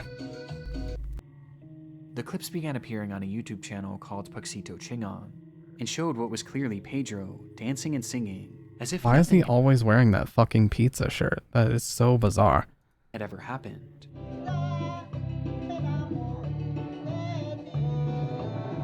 And to make matters more disturbing, the videos began appearing in April of 2020. Yeah, didn't that one Austin Jones guy, that was like asking his underage fans to twerk and shit, didn't he get like 7 years? Which, I mean, he was still producing that material, or asking for it to be produced. And he used like all these really weird manipulative methods too, like, oh, don't you want to make me happy? Don't you like my music? And this, that, and the other, just fucking weirdo shit. I think he can actually get out of jail in like 2028. So his charge is technically almost over, or his sentence is almost over. Not even 2 full years after his arrest. I couldn't even believe it at first, and immediately I assumed that this was just someone reusing his old content. But when I dug a bit deeper into his sentencing, I realized that the timeline sadly checks out. In the end, Pedro Namajapal was only ever convicted of 2 counts of CP possession, thanks to him taking a guilty plea deal, and ultimately he only served 254 days in prison, and was released the following year on February 20th, 2019. Now all of this did carry with it the requirement that he register as a sex offender for life, But this only really matters when you're in the United States, and when you look at his captions, he claims to be in Guatemala, I fled the which country. is where it's believed he was from initially, and where he appears to have returned to, likely as a result of being deported. And now that he's there, there's essentially nothing that law enforcement here in the United States can do to keep him in check, which he's taken full advantage of. As in those same captions where he claims to be in Guatemala, he also claims to be a child, and continues to dress like one. On this Pixito channel, he continued to refer to himself as Jesse and continued to show more revealing images of children. Oh my These ones god. being Look how heavily he's having to edit to this refer to shit. himself as Jesse and continued to show more Look revealing at this. He has like 7 filters along with fake sunglasses. Like, give it up, bro. images of children, with these ones being even more perverse. And he also continues sharing revealing images of himself, with some outright showing him completely naked and exposed, showing off his uncensored genitals. Whatever system of CP trading or child grooming he was doing on his YouTube channels before, he's clearly still doing it, and he's only gotten more brazen. But as disheartening as this all is, there's something that makes this channel far more disturbing than the others, as throughout his accounts he shared countless images of random young boys. But on this page, it's clear he has a favorite. Dude. I know we like to joke around and stuff, but these are the type of people that literally cannot integrate back into society. These are the type of people that either need to remain locked up, they need to be given, or they just need to be thrown in like a padded cell in like a mental ward.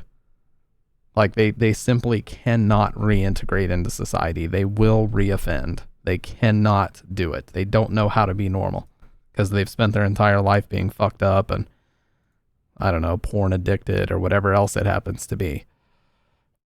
It's like, this is the type of person that's really dangerous. He's already been arrested. He's already been to prison. The instant he got out, he's right back to it.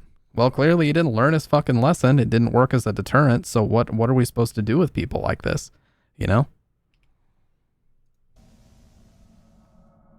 His name is Abel, and he appears to be a normal child around the age of 8 to 12. And throughout the Puxito channel, Pedro shares his images more so than seemingly anyone else. But if you compare Abel to all of the other kids featured on his channels, Abel is the only one in which Pedro actually clarifies their connection, as according to Pedro, he and Abel are in a relationship. Oh my god. Jesse Namaja and Abel, united forever in a relationship. This sentence is spelled out over and over again in one of Pedro's videos, while in the background, numerous images of the child are shown, including many in which Pedro has photoshopped their faces together with more hearts and loving messages, with one even showing both of them together, shirtless. This to me confirms my worst fears about Pedro's online activity. Grooming is definitely a part of it.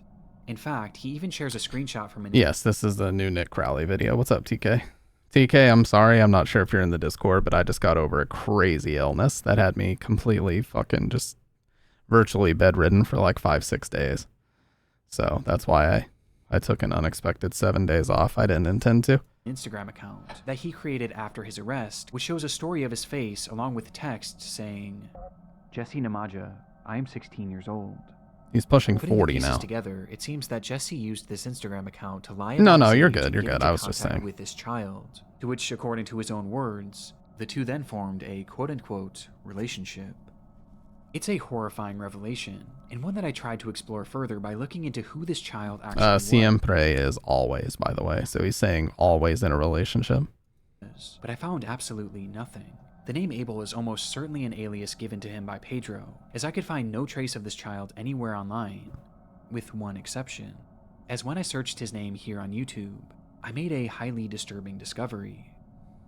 On a channel simply named Alberto, there are multiple playlists titled Abel's full name, or at least the one that Pedro gave him, and in them, there are hundreds of videos of Abel. These uploads almost always show Abel dancing, often in an extremely sexually charged manner, with these uploads featuring disturbing titles like, I like you so much, and what would you do if I told you my fantasies about you? As well as captions like, check this out if what you want is tension. And of these videos, the worst examples have been put into their own separate playlist, which is titled, For fans of the century, Oh my god. I can't necessarily prove it, but I'm convinced that this is the work of Pedro, and that this is all the result of his grooming, based on his blatant obsession and the use of this child's apparent alias. And it's very possible that these videos And aren't- people say that stuff like this doesn't happen on YouTube anymore.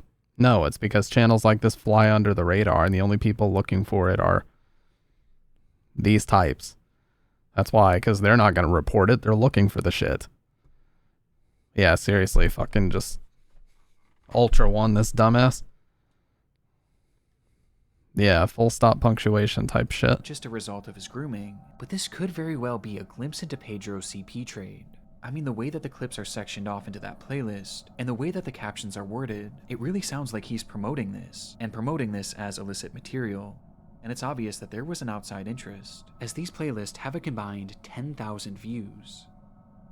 I just have a horrible feeling about this, and the most frustrating part to me is that following his arrest, Pedro was labeled as a low risk to reoffend, and the justice system let him go with a slap on the wrist. Yeah, they And failed. because of this, he was essentially allowed to immediately go back to doing what he was doing before. And it's very possible that even to this day, Pedro is continuing this behavior. However, it's hard to say for sure, as immediately after posting this video in which he announced he and Abel's relationship, Pedro would once again disappear. Since then, there has been essentially no trace of him on the internet, with all of his accounts going silent, and no new ones being discovered. Which isn't too surprising, as while he was posting these videos on the Puxito channel, his story began gaining traction, thanks to the aforementioned Reddit post as well as others made on Facebook. People were starting to catch on to what he was doing, and in turn, he went completely dark. Yep. Yeah, that's the school ambience when you first go in. Yeah, he's probably panicking now. And dude, especially now that this is out there, this shit has 1.3 million views. He can't hide anymore, motherfucker. I believe that he's hiding out This guy is going to be just like Smart Schoolboy 9, where people will figure out where he lives in no time. in Guatemala living off the grid, while others believe that he's still making these videos and grooming children, and he's just gotten better at covering his tracks. I've even heard it theorized that Pedro might actually be dead, as his trail truly is that cold, though I was able to find one final trace of Pedro that contradicts this to some extent.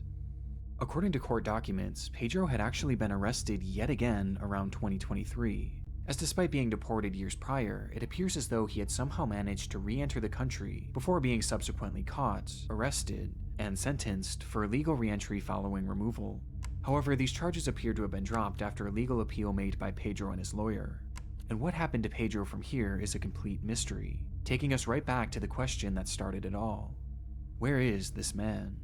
And given his knack for disappearing without a trace, and his ability to don new aliases without detection, the truth is that he could be anywhere right now, hiding among us. And I have no doubt that wherever he goes, his online perversions will follow.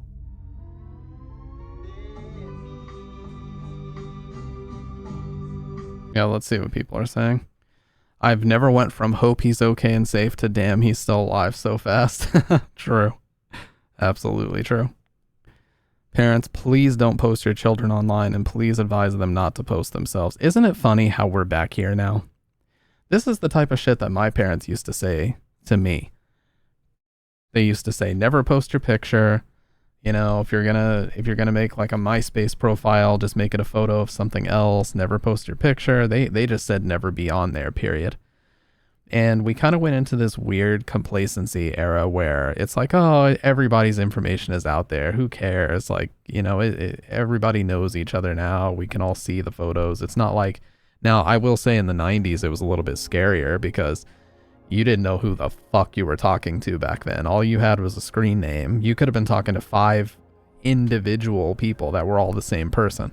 You didn't know back then. But now we've circled all the way back to, because there is so much that's just out there. Now we're back to advising kids to just stay offline. That's the unfortunate reality. There are criminals and there are pieces of shit like this that will take full advantage of this situation that we're now in, of everybody just having all their stuff out there on the internet, photos of them, this, that, and the other. And we've had to, I wouldn't even say regress, because I definitely don't think it's a good idea for kids to be posting shit online like that anyways. But yeah, It's just where we're at. Yeah, exactly. Smart Schoolboy 9-2, Predatory Boogaloo was not on my bingo card, but I can't say I'm surprised. Why are plea deals Why are plea deals being offered on slam dunk CP cases? He had 600 plus images and they only bothered to convict him on 2 because he agreed not to fight the charges. How did that make any sense whatsoever? So I can actually provide a little bit of clarification to this question. What they will do is they will say like, hey, you're a part of this ring, right? You're a part of this big trading ring for this type of content. If you can give us information about other people, will lighten your sentence. That's what they do. So most likely he took a lighter sentence in exchange for exposing some other people involved in this. That's probably what happened. I don't know that for sure, but the only way that you could get such a light sentence with such a slam dunk case would have to be something like that. Oh yeah, AI is, I think, oh man, AI is like simultaneously the most dangerous but the most invested in thing in the entire world right now. There are trillions of dollars being put toward just speed running the advancement of AI as quick as humanly possible. And it's really fucking scary. Even though there's, you know, thousands of people who know what they're talking about coming out and saying like, hey, this is dangerous. Stop. We need to stop this before it goes too far. Nope, trillions of dollars being thrown at like Nvidia to create more hardware to process all the AI functions. They just won't stop. Knowing a person under an entirely different name and not knowing their real lore. The room he's dancing in looks in some kind of dirty, grimy basement cellar, really raises the creepy vibe. I'd be like, hey dude, if you do this, we'll reduce your charges. All right, thanks. You will now only spend 209 years instead of 210. That's what I'm saying, dude.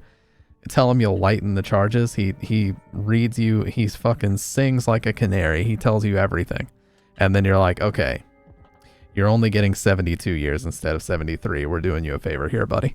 You'll only be 130 years old when you get out. You know what I'm saying? That's me. That's how I would handle it with a guy like this.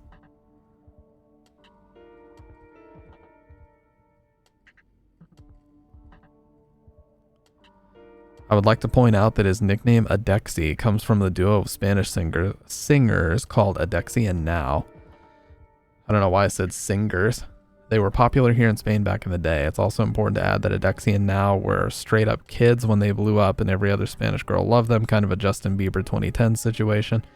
As he was a Spanish speaker, he maybe used that alias in reference to the singers as he knew that most of their fans are preteens. That's very true. Why would you think someone so creepy with such an uncommon last name would come up with a less identifiable alias? But if he didn't, we wouldn't have found the connection. So thank God he wasn't more creative, I guess. Yeah.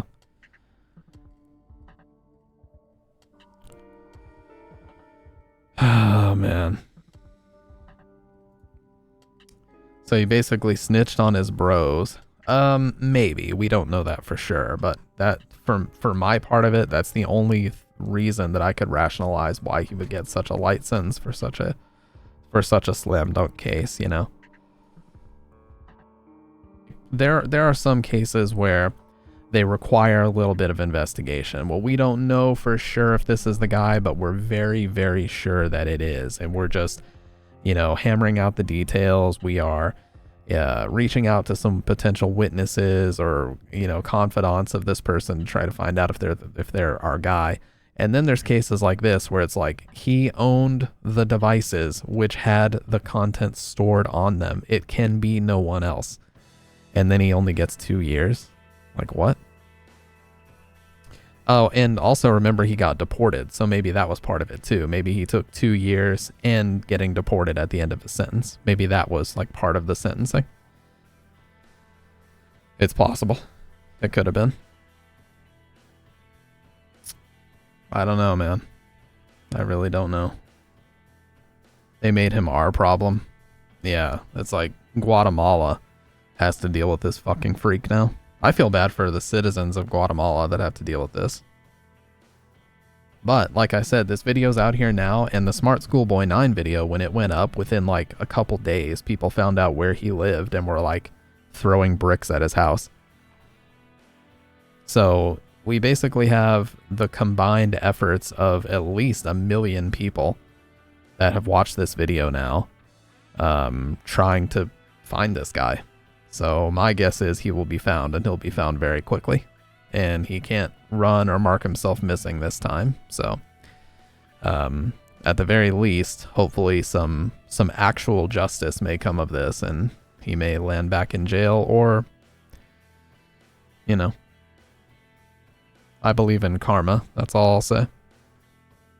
There are certain things that you can't say on Twitch.television, and what I was about to say is one of them. But yeah, Smart Schoolboy 9 is basically a lol cow now, because now that people found out where he lives and they know like every single account. Yeah, the fact that he got deported and ended up back in the USA, that's what's the most fucked up. Yeah, like how did that happen?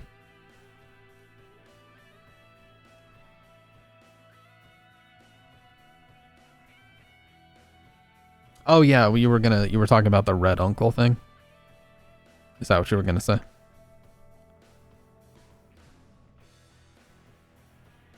Oh my god, what the hell is this?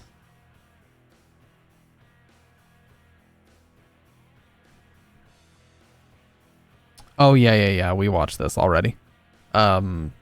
Somebody linked the Junko Furuta case and we watched this. Red Uncle looks like an old guy trying to be a young woman. Fucking Buffalo Bill shit. Sister Hong situation is cooked.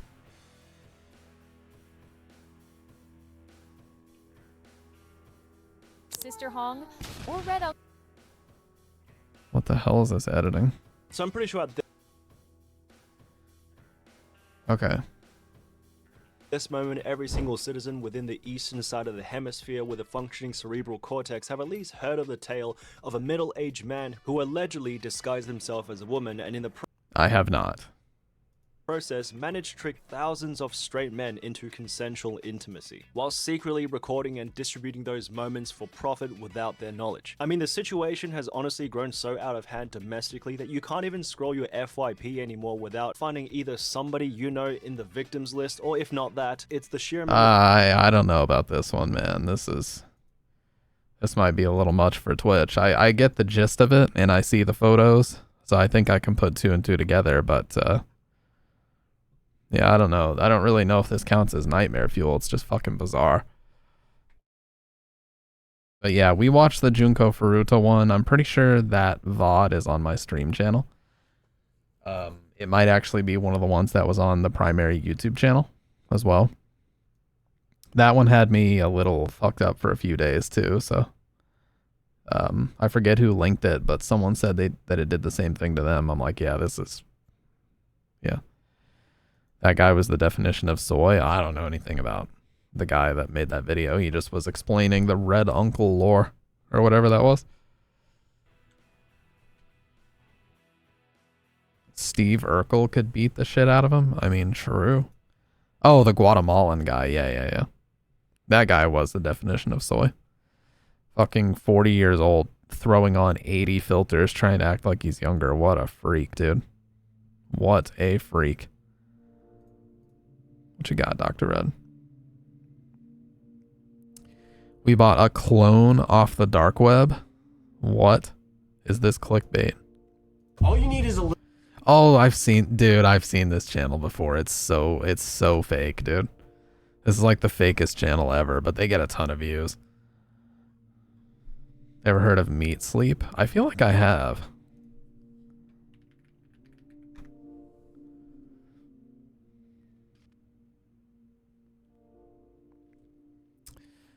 That was that, wasn't it an ARG on YouTube way back in the day? Kind of like a Marble Hornets thing?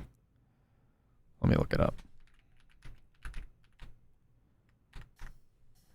Meat Sleep analysis. What is Meat Sleep? Let's check out Scare Theater with an analysis of this. I would love to check it out.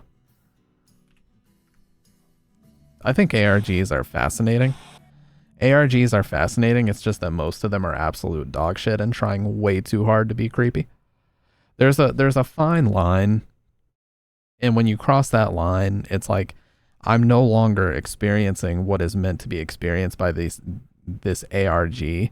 I'm experiencing a fucking nerdy guy sitting in a room thinking to himself, OMG, that's so good. You know what I mean? I'm picturing the guy thinking that it's a slam dunk instead of an actual quality ARG.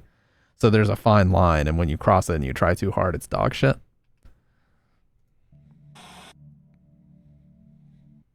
Meat Sleep, or as some of you may know him, Meat, is the name of a YouTube channel that posts a lot of weird stuff.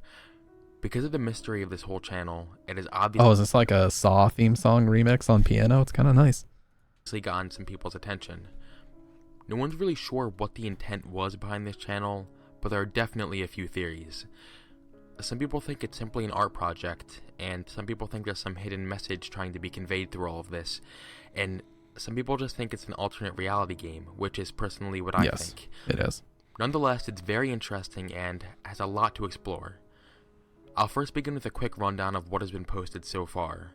Before I start, I want to make it very clear I believe this is a work of fiction, and everything in my analysis will be trying to interpret what the creator has shown us. Yes, it's like some art student. We've heard of this story so many times. Like art students, they make a YouTube channel, they try to put an ARG out there. It's very dark, it's very gritty. This has happened many times over the years. Meat's first video is simply named Ingrate. It depicts a camera panning to various objects in what appears to be a basement, while we can hear someone repeatedly saying things such as, "You live here, I gave you a home," and "You are ungrateful." His next video, which is just titled Some Random Symbols, shows a door shaking. Garlic, oh my god, that sounds fucking amazing. God, I would love some pork tenderloin right now, dude. Garlic, pork tenderloin, and green beans. Dude, green beans goes together with so many proteins. I used to just eat a bowl, like a massive bowl of ground beef and green beans with butter over the top of it. When I was in peak carnivore eating, that's what I would eat. And it was so filling, and it just gave you so much energy. It was awesome. Fingers coming from underneath the door, as well as a scene where teeth are shown on the ground. In a later video named Forever Home, we are shown a staircase and what appears to be a keyhole, while we can hear someone screaming in the background. I mean, it sounds more like crying than screaming, but same difference, I guess. As time goes on, Meat posts more and more strange stuff in many different areas. Some of these videos have bizarre titles. Wait, what, Kendo? Some of them make it seem as if What does that Austrian artist have to do with this?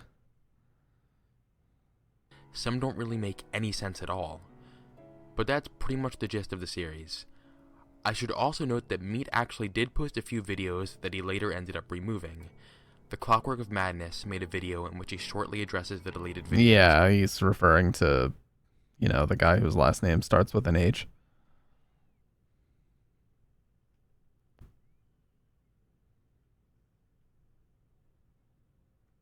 Oh, the art students. Oh, yeah. Okay, I see what you mean. Yeah, sorry. Ernest Hemingway. That's who we were talking about. I first want to address Meat's first video, Ingrate. The whole video just pans to areas in a basement while... Are you not allowed to say his name on Twitch like he's Voldemort? No, I just choose not to say it because if you say a name like that, it opens up the door for someone to clip you saying something that you didn't say. You know what I mean? Narrating the video is talking about how they gave that person a home and how ungrateful they are. From watching this, you should almost immediately get the feeling that whoever the Ingrate is, they were probably brought here against their own will. This is indicated by how bad the conditions of the home appear to be. Very Jigsaw. At the end of the video, we can see some weird animal, probably a cat, looking down into the basement. A K? Followed by the captor shutting the door on the prisoner. We can make the assumption that the captor is Meat. There's a lot of stuff from the series that indicate Meat is keeping someone hostage, such as in his Forever Home video, where the camera shows a staircase with screaming in the background. Clipped, yes. With this theory in mind, we can try to elaborate more on it. Review Tech USA coined this term, so I'm going to steal it from him, but clip baiting is what it's called. Not click, clip with a P, baiting. Where someone asks a seemingly harmless question in your chat to trick you into saying something, and then they run with a clip of you saying something you didn't actually say. Yeah, you could call it either one. So like by someone saying a term like Austrian artist, I could say like, oh, you mean, and then I say it, and then they like take it and they edit shit to make it sound like I said I love, you know what I mean? In Meat's second video, there was a locked basement door, and we could see fingernails coming from underneath it, which most likely belonged to the prisoner. Judging by the fingernails, we can assume Basically, the yeah. prisoner is a woman. In Meat's next video, Circle, we can see a girl all alone in a parking garage. This video may have taken place before his first video, and if so, this could be the girl who's being held hostage. But with in bad the integrated intentions, you video. know what I mean? There are several more videos in which he's clearly stalking people, most of which are women, who are most likely potential victims. This can be seen in his Walk in the Park video, Flotsam Jetsam Ligan Derelict video, and his This Is Not a Coda video. He also has another interesting video named Wolf, in which he's simply recording someone's window through his house. Since a wolf is a predatory animal, this might have something to do with him stalking his victims, who you could even consider to be his Whoa, mates. that's trippy. Now, let's say that Meat is taking people captive. Why would he do this, and what motive could he have? Oh, There we are a got the few fucking possibilities to this Eurythmics one. Sweet Dreams on piano now. First, I think there's some type of sexual motive behind this. Meat's video that appears to be titled Piperded in runic letters shows a lot of questionable stuff. The video begins Hey, with a no shot problem, of the TK. basement Appreciate you hanging out as always, man. with people talking in the beginning. Drive safe. One of them Or says ride something about safe if finding you're a girl taking the on subway Christmas again. Eve that Be was safe. all skin and bones, and how it took 6 months to get a truck back there to get her. I have no idea who these people are or what their relation is to this, but this is noteworthy. The rest of the video shows some weird stuff. There are several clips placed in the video that only last a few seconds each, where there appears to be something that says "free dolls," each accompanied by a picture of a girl. We Okay, also that see was the not word toss little friendly. a lot. We also see something that looks like some sort of ad. It's blurry, but I tried to read it best I could. It says, "Girls in trouble, need money in a hurry. Unusual photos of unwed pregnant girls, runaways, girls of all ages, and wild orgy photos taken of girls from broken homes." One thing that was also shocking was an ad for some type of date rape drug. Knockout formula, prescription free, safe to use. Allows uninhibited sex with any girl. She'll never know you used it. So the point is, the video is filled with a bunch of sexual stuff, most of which doesn't look legal at all. This obviously indicates that Meat could be sexually abusing his victims and using it for pretty much everything shown here. Yeah, dude, Ryrog, we were talking about the Hulk Hogan thing. That's the worst one, because there's so many people in the 90s talking about like, oh, Bill Cosby was like an inspiration for me and this, that, and the other. Like, they say that, and it looks so bad, and it's like indefensible now. Jamie Kennedy was one of them. He played Randy in the movie Scream, and he said that in like one of his first interviews, that he was like majorly influenced by Bill Cosby in a book he wrote and all this other stuff. It's like, damn, man, that is a bad look. The only thing with this theory is that there's only one video that implies these things, albeit the video strongly implies it. No, of course they didn't, but I'm saying like in hindsight it looks really bad now. Another theory is that Meat could be eating his victims. One of the strongest implications of this would be his video named Supper Time in all runic letters. It shows what appears to be some type of meat cooking in a pan. At one point, we can see what appears to be a cut up hand or something like that in the pan with the meat. He's clearly cooking somebody. Yeah, I mean it He also has a aged video poorly. That's named more of what I mean. Livestock. The video itself consists of a lot of distorted images, but I think that livestock might be referring to his God, every victims. video is just trying to mess with my It also eyes says tonight, Skin dude. Farm at the beginning of his video. I really think he might be using the word skin to refer to his victims, since that word does come up pretty often. One time in particular, in his Circle video, which he shows him stalking a girl in a parking garage. At the beginning of a video, there's a sign that says, "New Skin," which might be referring to the girl, aka his future victim. And his channel name is Meats, for Pete's sake. There has to be some reason behind that, and this might be it. As far as Meat's location goes, it's kind of hard to tell. At Japan, some I parts would he have thought. seems to be out in the country, in some parts he seems to be in a crowded city, and in other parts he seems to be near the shore. But a lot of people believe he's probably in Canada. There's a lot of clues for this. Was insanely In a good at separate being kind of literally video- two different people. Yeah, we can say just respect the character, not the man. Yeah, I think I mean, that's just going to be a big conversation. And it has been for many, many years, and it's going to continue to be a conversation in society of like separating the art from the artist. We hear about that all the time. It's like the Hulk Hogan and Ozzy Osbourne thing is a perfect example. Ozzy Osbourne did some horrific shit, and he strangled his wife within an inch of her life. She's lucky to even be alive. You know, Hulk Hogan said a bunch of racist shit. He did a lot of racist shit. He was a piece of shit in a lot of ways. But, you know, there's still people out here doing tributes and stuff because they were inspirational to them in a lot of different ways. So, you know, some people can reconcile with that, and some people are like, hey, you know, it is what it is. They were still inspirational to me, and I didn't know about that stuff. And some people are like, absolutely not. And they're like celebrating their death. It's just two differing opinions on that topic. It cuts to a news forecast in Canada. He also has a video named Je me souviens, which translates to I remember, which is the motto of Quebec, Canada. In addition to all of this, there's still more information about this. In Meat's first video, we can see a picture in the basement that says Dieu bénisse notre foyer, which means God bless our home in French. And also, I'm sorry if I'm butchering any of these French words. I'm not French, obviously, so. Meat's second video has a title which consists of a bunch of strange characters. These characters are actually Inuit, and if you look at an Inuit letter chart and convert the letters to English, you will get an Inuit word which translates to extract teeth. Rip Hogan, by the way. No one's perfect, but he was a great wrestler. See, I kind of grew up after Hogan's era. I was more into like The Undertaker and Stone Cold. Like, I didn't really see, like, Hogan was basically out of the WWE by the time I started watching, so I didn't even really. I know he had like a big impact on the business and keeping it alive throughout the 80s. And he was like the marquee guy throughout the 80s, but I was a little bit too young to see what he was doing. This would explain why there are teeth in the video. Also, there's a part of Meat's Walk in the Park video that shows police officers gathering around a dead body at a park. In the comment section, Meat provides us with the date, May 12th, 1994. One person in the comments believed this may be referring to the unsolved murder of Alton Hugh Grizzle, which took place on May 9th, 1994, in Toronto, Canada. One of Meat's other videos is named Flotsam Jetsam Ligon Derelict. Flotsam Jetsam Ligon and Derelict are all specific kinds of shipwrecks. He also has another video named This Is Not a Coda.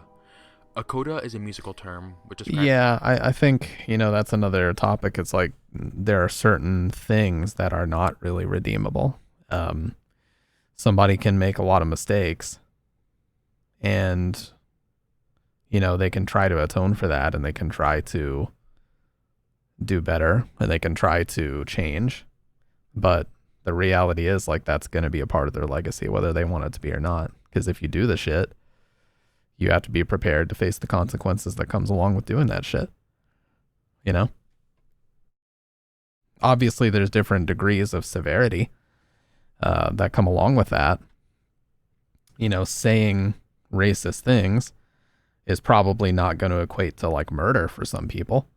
For some people it is, but for some people they're going to feel differently about that. So there's just degrees of severity in the things that people do. But regardless of what they do, whatever heinous thing that they're guilty of, or has come out, like, you know, allegations proven to be true, whatever it happens to be, they have to live with the consequences of that. And it is what it is. If you did it, you know, even if you try to change yourself, even if you try to improve and you try to, like, you know, do outreach and maybe speak to other people that were in your position, like, you can try to change that image, but that stain is always going to be there. It's a part of a music that brings it to an end. So Meat is clearly trying to tell us that something has not ended yet. The description of the video simply says, Sonatina for escaped companion animal. Maybe the woman that he was stalking in this video ended up escaping from his basement. She might have even been rescued by the people speaking in the beginning of the Piper Did video. So when Meat says this is not the end, he might be trying to capture her again. He also has a video named Bonhome Septuaris. See, I think with channels like this, I have a feeling people probably like mass reported this because you guys know how early YouTube, I would consider 2014 to still be relatively early YouTube. Like YouTube wasn't even 10 years old yet. The partner program was still fairly young. Twitch streaming was still fairly young. There was no IRL category back then. So I guarantee you people probably mass reported this video and YouTube probably reached out to this guy and he probably had to explain to them that it was a work of fiction. That's the only way the channel would still be up. It would have been taken down long ago if it wasn't fictional. Translates to bogeyman in French. Another video of his that follows is simply titled A Long String of Numbers. These numbers are actually the hexadecimal phrase for Facilis Descensus Averno, which translates to the descent to hell. 2 videos after this one, he posted one named Laudake, which translates to attack. Now, the video after this one confused me. It's just called Vac, and it shows a woman filming a little kid playing with a cat. I have no idea what its relevance to the series is. And now we come to the final video so far. This one is also written in Inuit letters, and when translated it says, throw out several times, and corpses. The video itself simply has ice cream truck songs playing in the background while the camera is focusing and defocusing on something.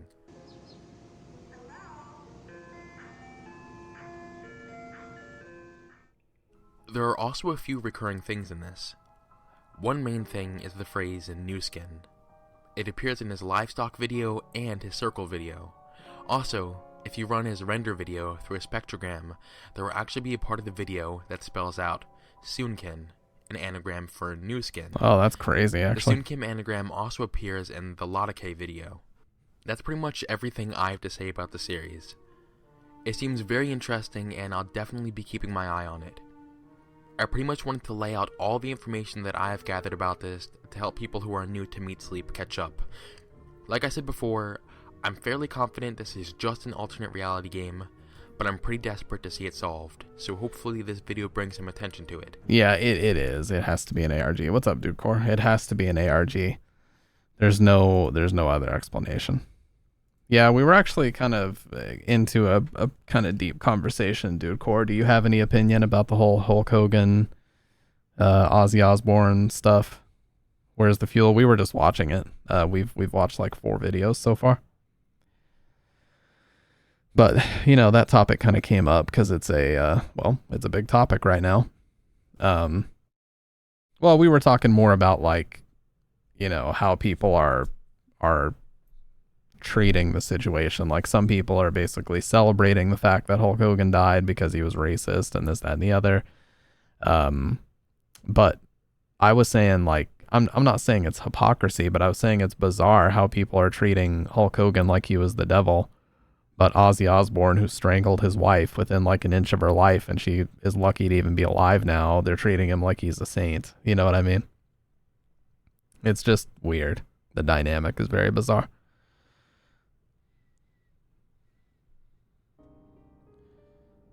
But, you know, that's just the way the internet works now. This discourse, like, it has no end.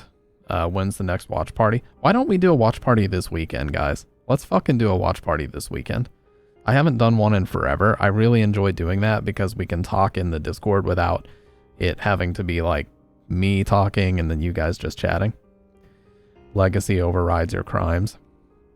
See, that's kind of the difference in opinion that some people have, Dude Core. I'm not saying I do. I'm not inserting my opinion into this conversation. I was just saying like basically what I've seen happening is one side is like, I don't really care too much what he did. He was still inspirational to me. I didn't know about that stuff.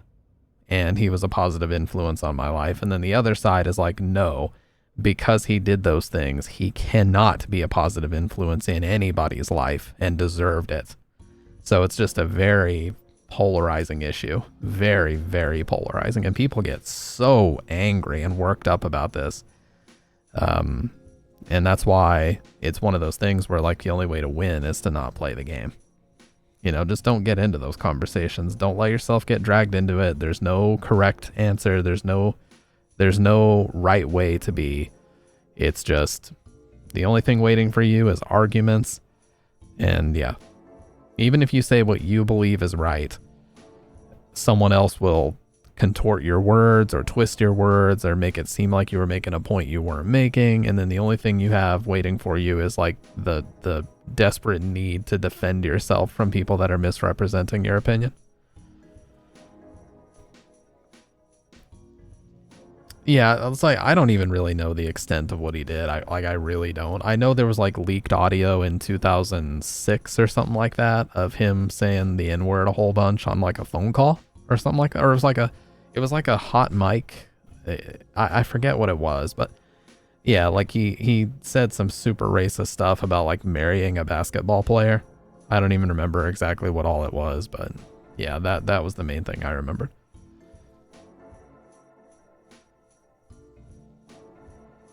Unless you're, oh yeah, dude, that court case is insane, dude. Court, that is literally the most disgusting, depraved court document I've ever read in my life. I couldn't even finish reading it. It was so reprehensible. If you guys don't know, and I can't even begin to approach this on stream because it's that bad. It is an official court document and it is out there, but there's this guy named Ian Watkins who used to be the lead singer of a band called Lost Prophets. And I don't recommend reading it because it'll fuck your week, month. For me, it fucked up like 2 or 3 months because I just couldn't get it out of my head. But it is by far and away the most disgusting, depraved court document you will ever read in your life. That guy, it needs... what he needs, I can't say on Twitch. I believe he's still in jail, but he needs more than that. Why are suits so expensive? Oh, well, the workaround for that, sick boy, when I was in speech and debate, I went to Goodwill. And I bought cheap suits and they were perfectly fine. I even got like a pseudo fancy brand. It wasn't like fucking Dolce and Gabbana or like Gucci or Versace or whatever, but it was cheap as fuck, but it looked really nice. Something Cabana. I can't remember the name of the brand. Thailand got the only bespoke suits for cheap. Dude, Core, we were also talking about New Balance earlier too, dude. Like, why is New Balance popping off so hard? And I've heard people even saying like Nike is played out. Like people are bored of Nike shoes now. I'm like, what? Dude, my whole life Nike has been the shoe brand. Like, what is going on there? Now everybody's rocking New Balance and stuff. It's the diabetes. People need comfy shoes. I will admit, Nikes are very mid shoes. They live and die off that fucking swoosh. They really do. And brand deals and athletes that they have signed, but they are absolutely not the most comfortable or best like running shoes or anything really. You saw my New Balance collection. It's all in the name. See, but the difference is though, Dude Core, you're like checked into the trends. You know what is like popping off and you're on top of that stuff. I don't know, dude. I just buy what I think looks nice. But I will tell you, I think Nike has caught wind of it too. They know that there's less like interest in their brand right now because Nike shoes are discounted like crazy right now. You can definitely buy some Air Maxes for like $65 right now.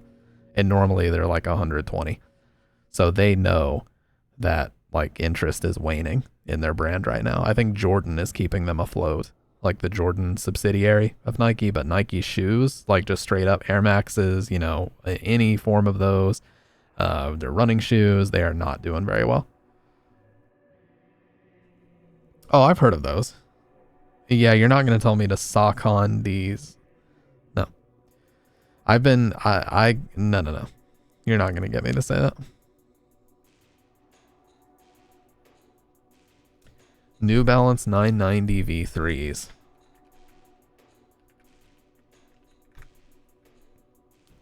See, those are my only problem with New Balances, dude, is they don't have a simple black with white in. That's all I need. I need a black shoe with a white New Balance logo. That's all I need, man. That's all I fucking need. And New Balances are like insanely expensive right now. They're like $200. Like, what the fuck? Like, yeah, I'm sure they're comfortable as fuck, but man,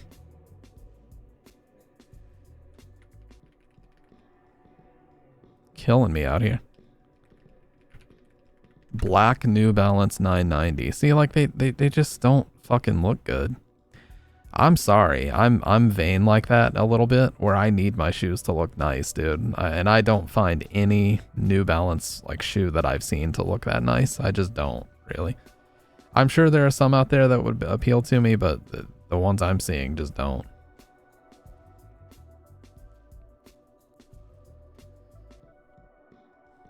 That's what I'm saying. Like, the Nike shoes they're like a 10 out of 10 on looks and like a 5 out of 10 on comfort. They are not very comfortable. The Air Maxes that I have are mostly like walking on boards. They are not comfortable. I go to the gym in them because I'm just like lifting weights and shit. I don't really need them to be comfortable for long walking, but oh, they're made in the USA. Well, that explains it. New Balance 373. If it's not up my alley, we're going to need to have a conversation. Kendo. New Balance 373. Oh, okay. Nah, these are totally. Yeah. I'm not really a fan of the stitching, but otherwise, yeah, these are up my alley. These are nice. I can't show this because it's showing my fucking zip code on the website. But yeah, these are fine. New Balance 9060. I have a feeling those are going to be terrible. Oh, never mind. I'm stupid. Those are the best ones yet. Yeah, those are the best looking ones yet. But in certain colors, they definitely look like the retiree in Florida mowing their lawn. In white especially. Dude, the fucking ones that look like they're already stained. That's like the worst color. The ones that are like yellow, they call them sea salt. Ugh. New Balance black and white 1000. Here, I'll show this because it's not really showing anything. Those almost look like a really old skate shoe.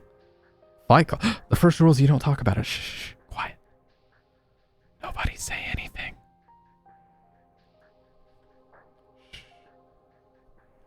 I didn't see that and you didn't see it either. Lunar New Year. They almost look like those really old skate shoes that were super, super wide.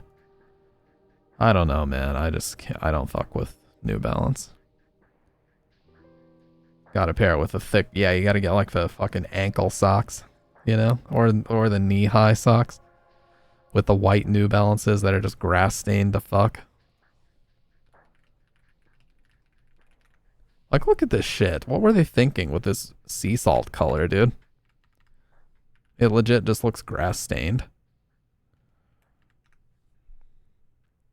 What in the fuck were they thinking? Asics are really good. Like, that's kind of sick, though. I like that, but that's a women's shoe. That literally just looks like it's stained. Look at that. It just looks dirty.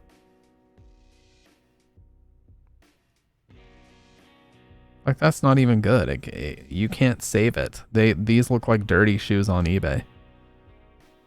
And they want fucking $250 USD for that? No, what I need is for Nike to fucking improve their technology so I don't have to pay $300 to get like their top of the line running shoes to actually get good comfortable shoes. If you spend any less than like $200, you're basically walking on fucking flat boards with Nike stuff. You gotta like replace the insole, at which point they're not stock anymore. It's like, fuck that, man. New Balance 1906R Outer Space. Whoa, these just look like hiking boots to me a little bit. They have like a deep blue color. Ryrock, stop. You're not gonna get me with that, dude. They're not great running shoes. What the fuck, dude? You're not gonna get me with that. It's not. It is? What the fuck? I literally thought he was trying to sock on these nuts. Bullshit. It is a real brand. See, this is how out of touch I am, dude. I don't know. Yeah, see, this is what Nike shoes look like now. Their top of the line, like running shoes, have this, like massive soles like this, and they're really angled upward. That's what the top of the line Nike shoes look like now. Yeah, it actually is like you're walking on clouds, though. Yeah, if only insert weighing here was in the chat. New about 2002R hiking pack brown. Oh dear God. Yeah, I would never wear these. I'm sorry, dude. Gotta blame Doc. Why? Yeah, it's you guys. It's actually Ryrog because he did get me with one earlier. I'm just not a fan of the brown, dude. This couldn't be me. See, this is what I'm wearing right now. I'm literally just wearing these right now. Yeah, this is what I wear to the gym. But these are dog shit for comfort. They are so bad. It's like walking on boards for real. I don't wear them with white socks though. I always wear them with black socks, but clean, right? The black swoosh makes all the difference because if you have the white swoosh, it's too much white. But you need that black for the little bit of contrast. But see, look how cheap, dude. For them to be selling it at this price from Nike's actual website, that's how you know there's very little interest in them right now. Because that price is insane. It is absolutely insane.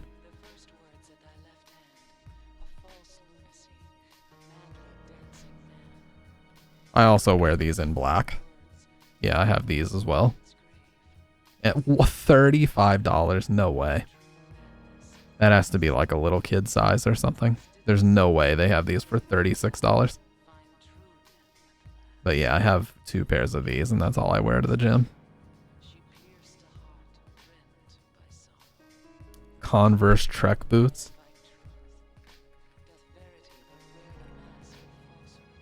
Oh, what the fuck? What the fuck? That is insane, dude. I did not know they made Trek boots out of these. What if I just ran zip up hooker boots instead for hiking? Who's gonna stop me, dude?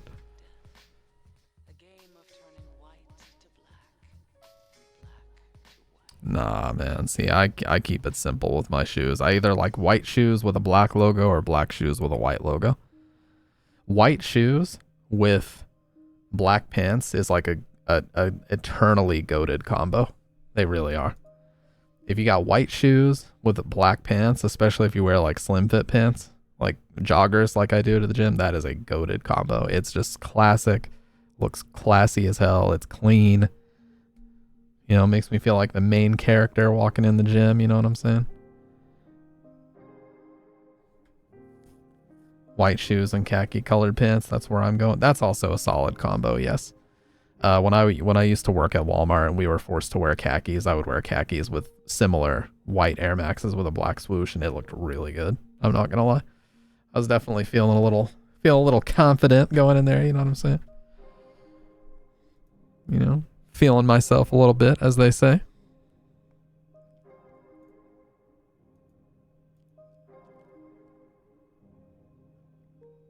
The swag, yes, because I'm known for having swag, right?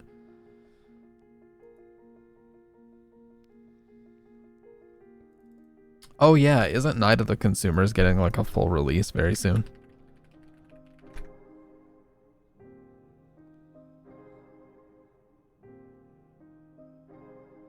On July 20th, the developer said, "Sadly, still not ready. I regret announcing a release date. It was a mistake. I'm not going to set a new date. I'll make an announcement in the near future that it is 100% finished and it will be released immediately after." Damn. You hate to see it. But at least it's being worked on. Stampede swag.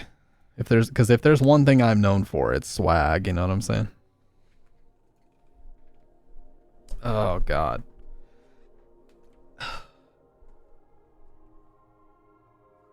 Did I post? Yeah, you posted it.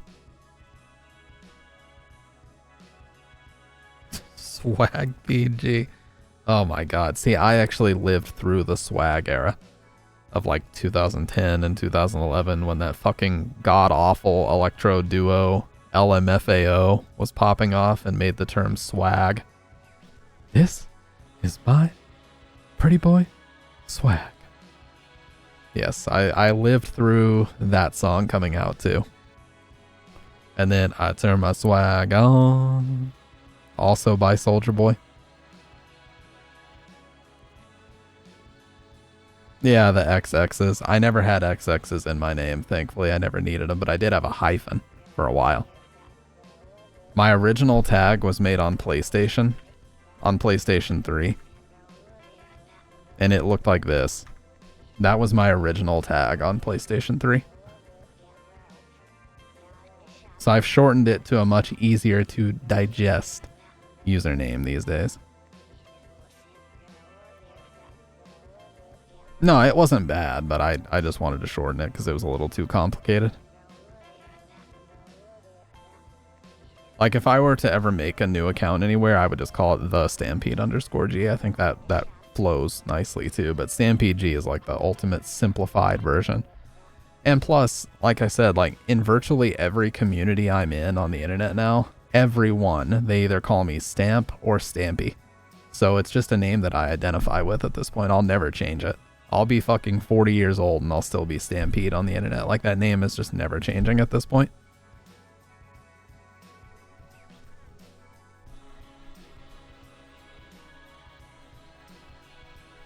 With a chew on it on PlayStation, I go by Noodles. Dude.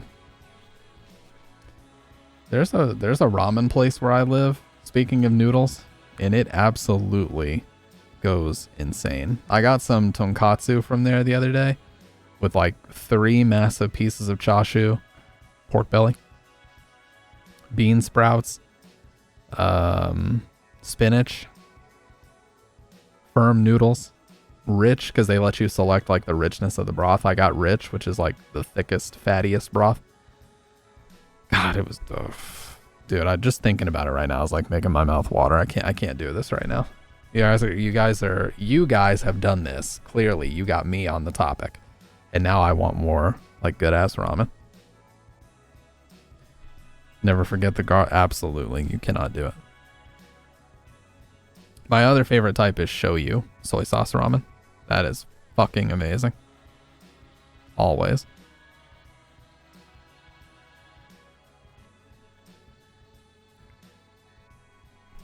I prefer, if I'm gonna have instant ramen, I prefer the bowls. Like those bowls that you can buy that you basically just put like the vegetable packet and the flavor packet into and then boiling water. I don't like the packets, like the Maruchan like chicken packets that everybody buys. I think those are disgusting. Yeah, soy sauce is like that too, dude.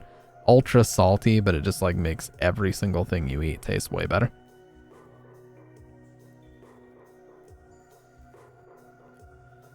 I toss the vegetables in the trash and then lift the noodles out and shake out the veggies. That's fair. I don't get the cup ramen, I get like the bowls, you know, like where you gotta tear the top off and put the stuff in and let it cook. See, when I was growing up, I used to eat that all the time, Dr. Red. I think I'm just tired of it. I much prefer if I'm gonna eat Maruchan, it's like a desperate times, desperate measures situation, and I always get the cup version because I just think the cup tastes better. Yeah, it's great if you want to put other ingredients in. I'll eat the cups by themselves sometimes if I'm just in the mood for a really fucking salty cup of noodles. But otherwise, yeah, I don't mess with that. Ugh. Guys, I'm so sorry. My eyes are like crossing right now. I'm so tired. It's clearly streaming never ever used to take this much energy out of me, so I know I'm not fully recovered right now. I'm having to like blink to get the blur to go away. I never put the whole flavor packet. Yeah, it's like 90% of your daily sodium, dude. What is this? Oh my god. What is this cursed ass video you just shared, dude core? 10 cups? Dude, you would just inflate like a fucking balloon from all this sodium. Legitimately. Whenever I eat something that's super salty like this and I drink a bunch of water, my body literally bloats like a fucking balloon. You can even see it in like my arms when I do it. And fingers too. My fingers like turn into fucking sausage fingers. Mood. 1. Bro! 2. Your kidneys are just screaming right now. This is just a kidney stone waiting to happen from all this salt. 3. 4. 5. 6. Well, yeah, we're talking about nightmare fuel. This certainly fits the bill. 7. Okay, bro, just get to the... 8. Mood. This time we do have limon. Oh no, what are you doing? And yesterday I ate 8, pero me quedé con hambre. Even with 8, I was still hungry, so we're doing 10 today. It has veg. I can. See, I watch stuff like this and I realize I'm really not that bad. I think sometimes when I eat a big meal that I'm being, you know, that I'm being fat in the sense. And then I watch something like this and I'm like, damn, what I eat is really not that much then, is it? Se le antojó. It has veggies, so. Oh, send it, sick. Send it. PS2 Fiat. Oh, this shit smells so good. Bro, enough of the lemon. What are you doing? You're fucking ruining it. And we have some tapatio. Okay, that stuff's fire. I can't complain. Hey, I'm not gonna lie. Billy Mitchell's hot sauce is actually really fucking good, by the way. I got a chance to try it recently. Billy Mitchell's hot sauce is fucking delicious. I don't care for the guy, but damn, does he make a good hot sauce.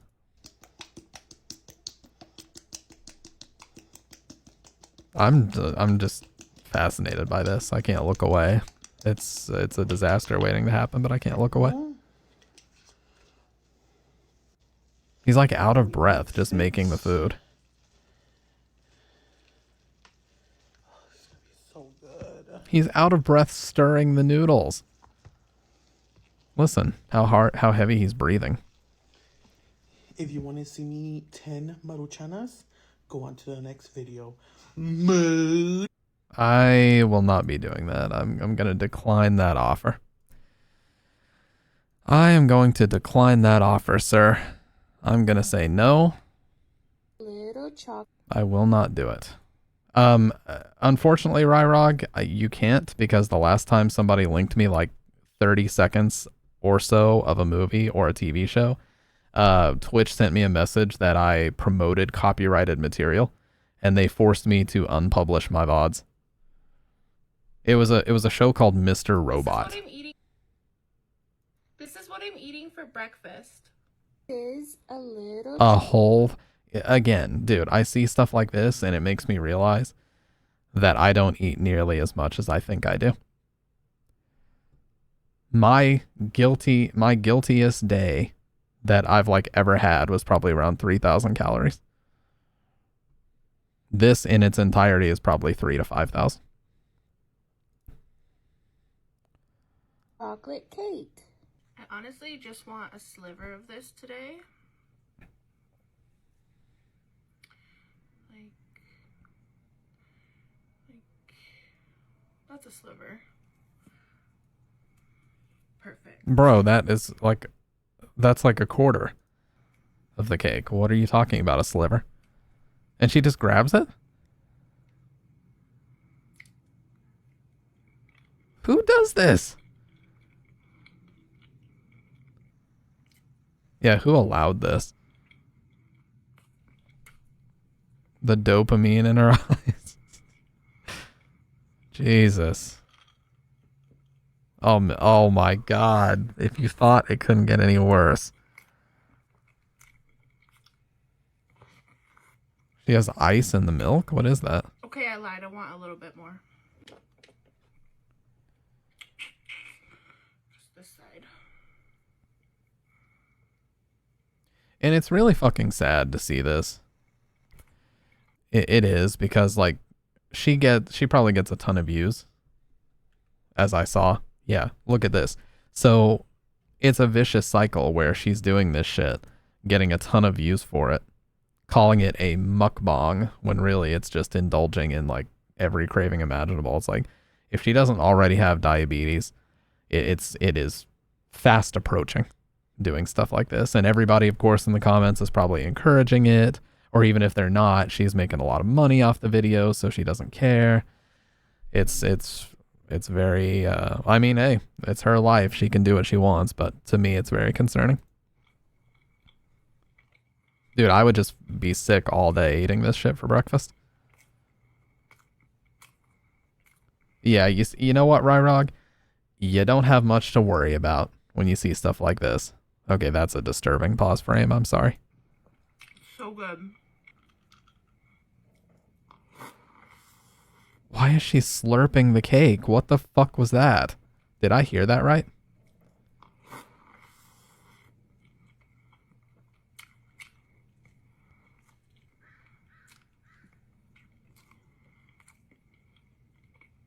Why? Literally inhaling it, yeah. Please stop.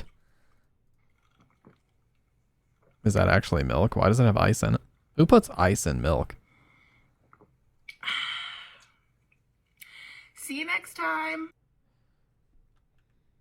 Bro, how many of these videos? Donuts, Cheesecake Factory, another cake. She does that every video, iced milk. This is what I'm eating for lunch. What are these comments saying? Oh, dear God, I'm not logging into TikTok. Go fuck yourself. Even to read these comments, I ain't logging in. Is a little chocolate cake. Comments are what you think. Okay.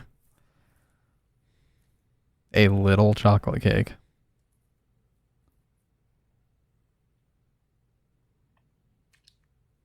Dude, the fucking frosting is insane on that too. Where's the iced milk in this video?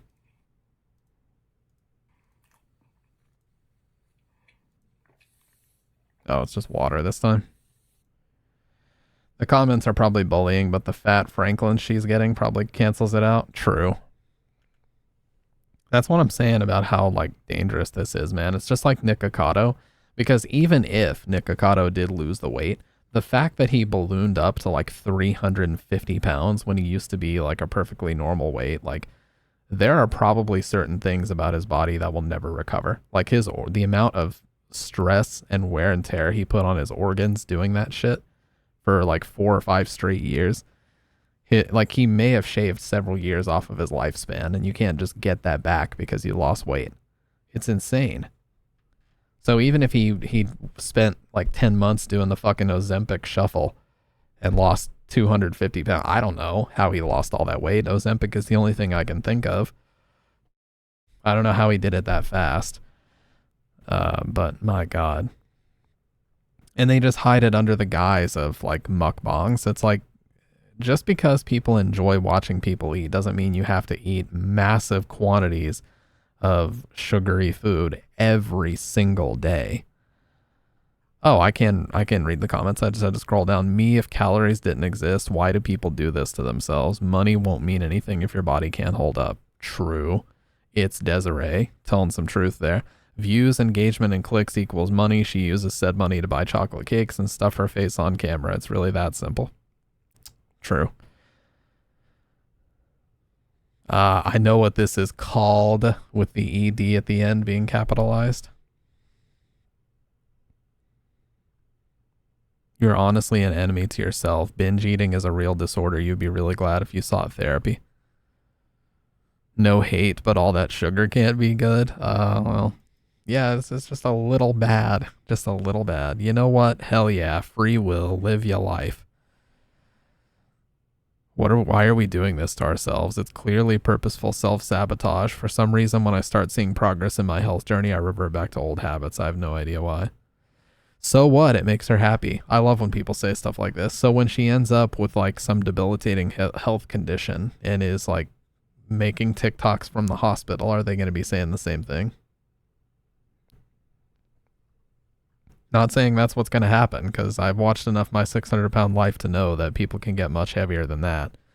But this eating massive chocolate cakes thing, and it's arguably more concerning when you see a really skinny person like binge eating for attention, because the chances of them being bulimic like skyrockets. Because, you know, I've known a couple people in my life that had bulimia. They were always super, super skinny, but they would just out eat everybody else. Like, they would just eat far more than everybody else and just purge it all. Crazy, man. So I can't watch these videos. I'm sure some people probably find them ASMR. They probably find them satisfying and stuff, but I can't do it. The same reason why I don't legitimately watch any of Nick Ocato's videos. I just watch them to laugh at them.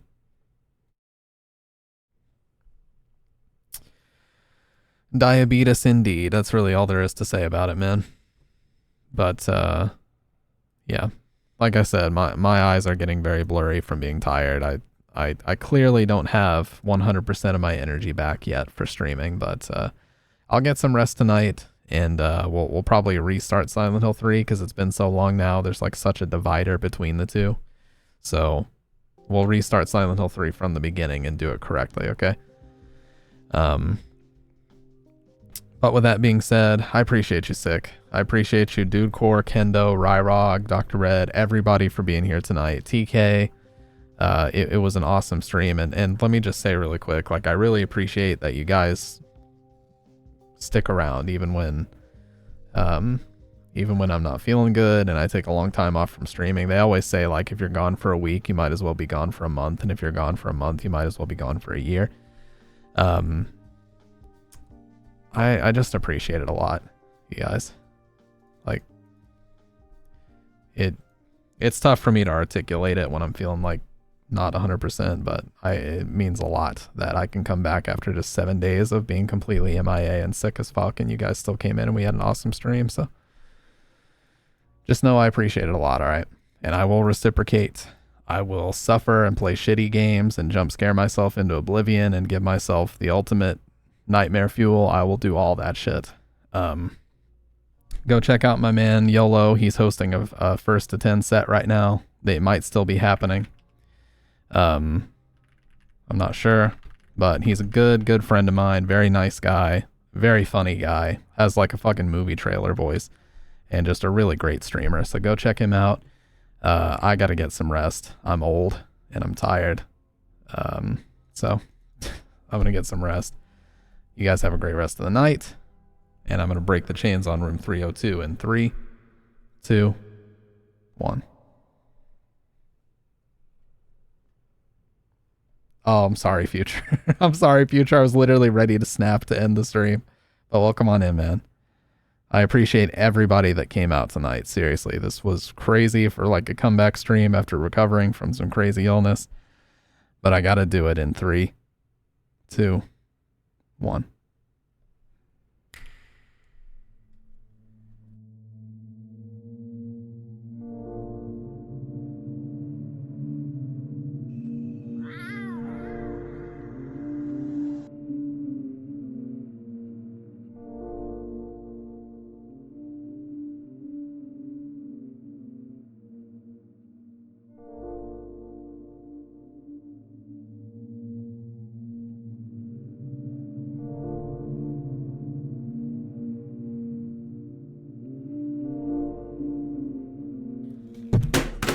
Look here!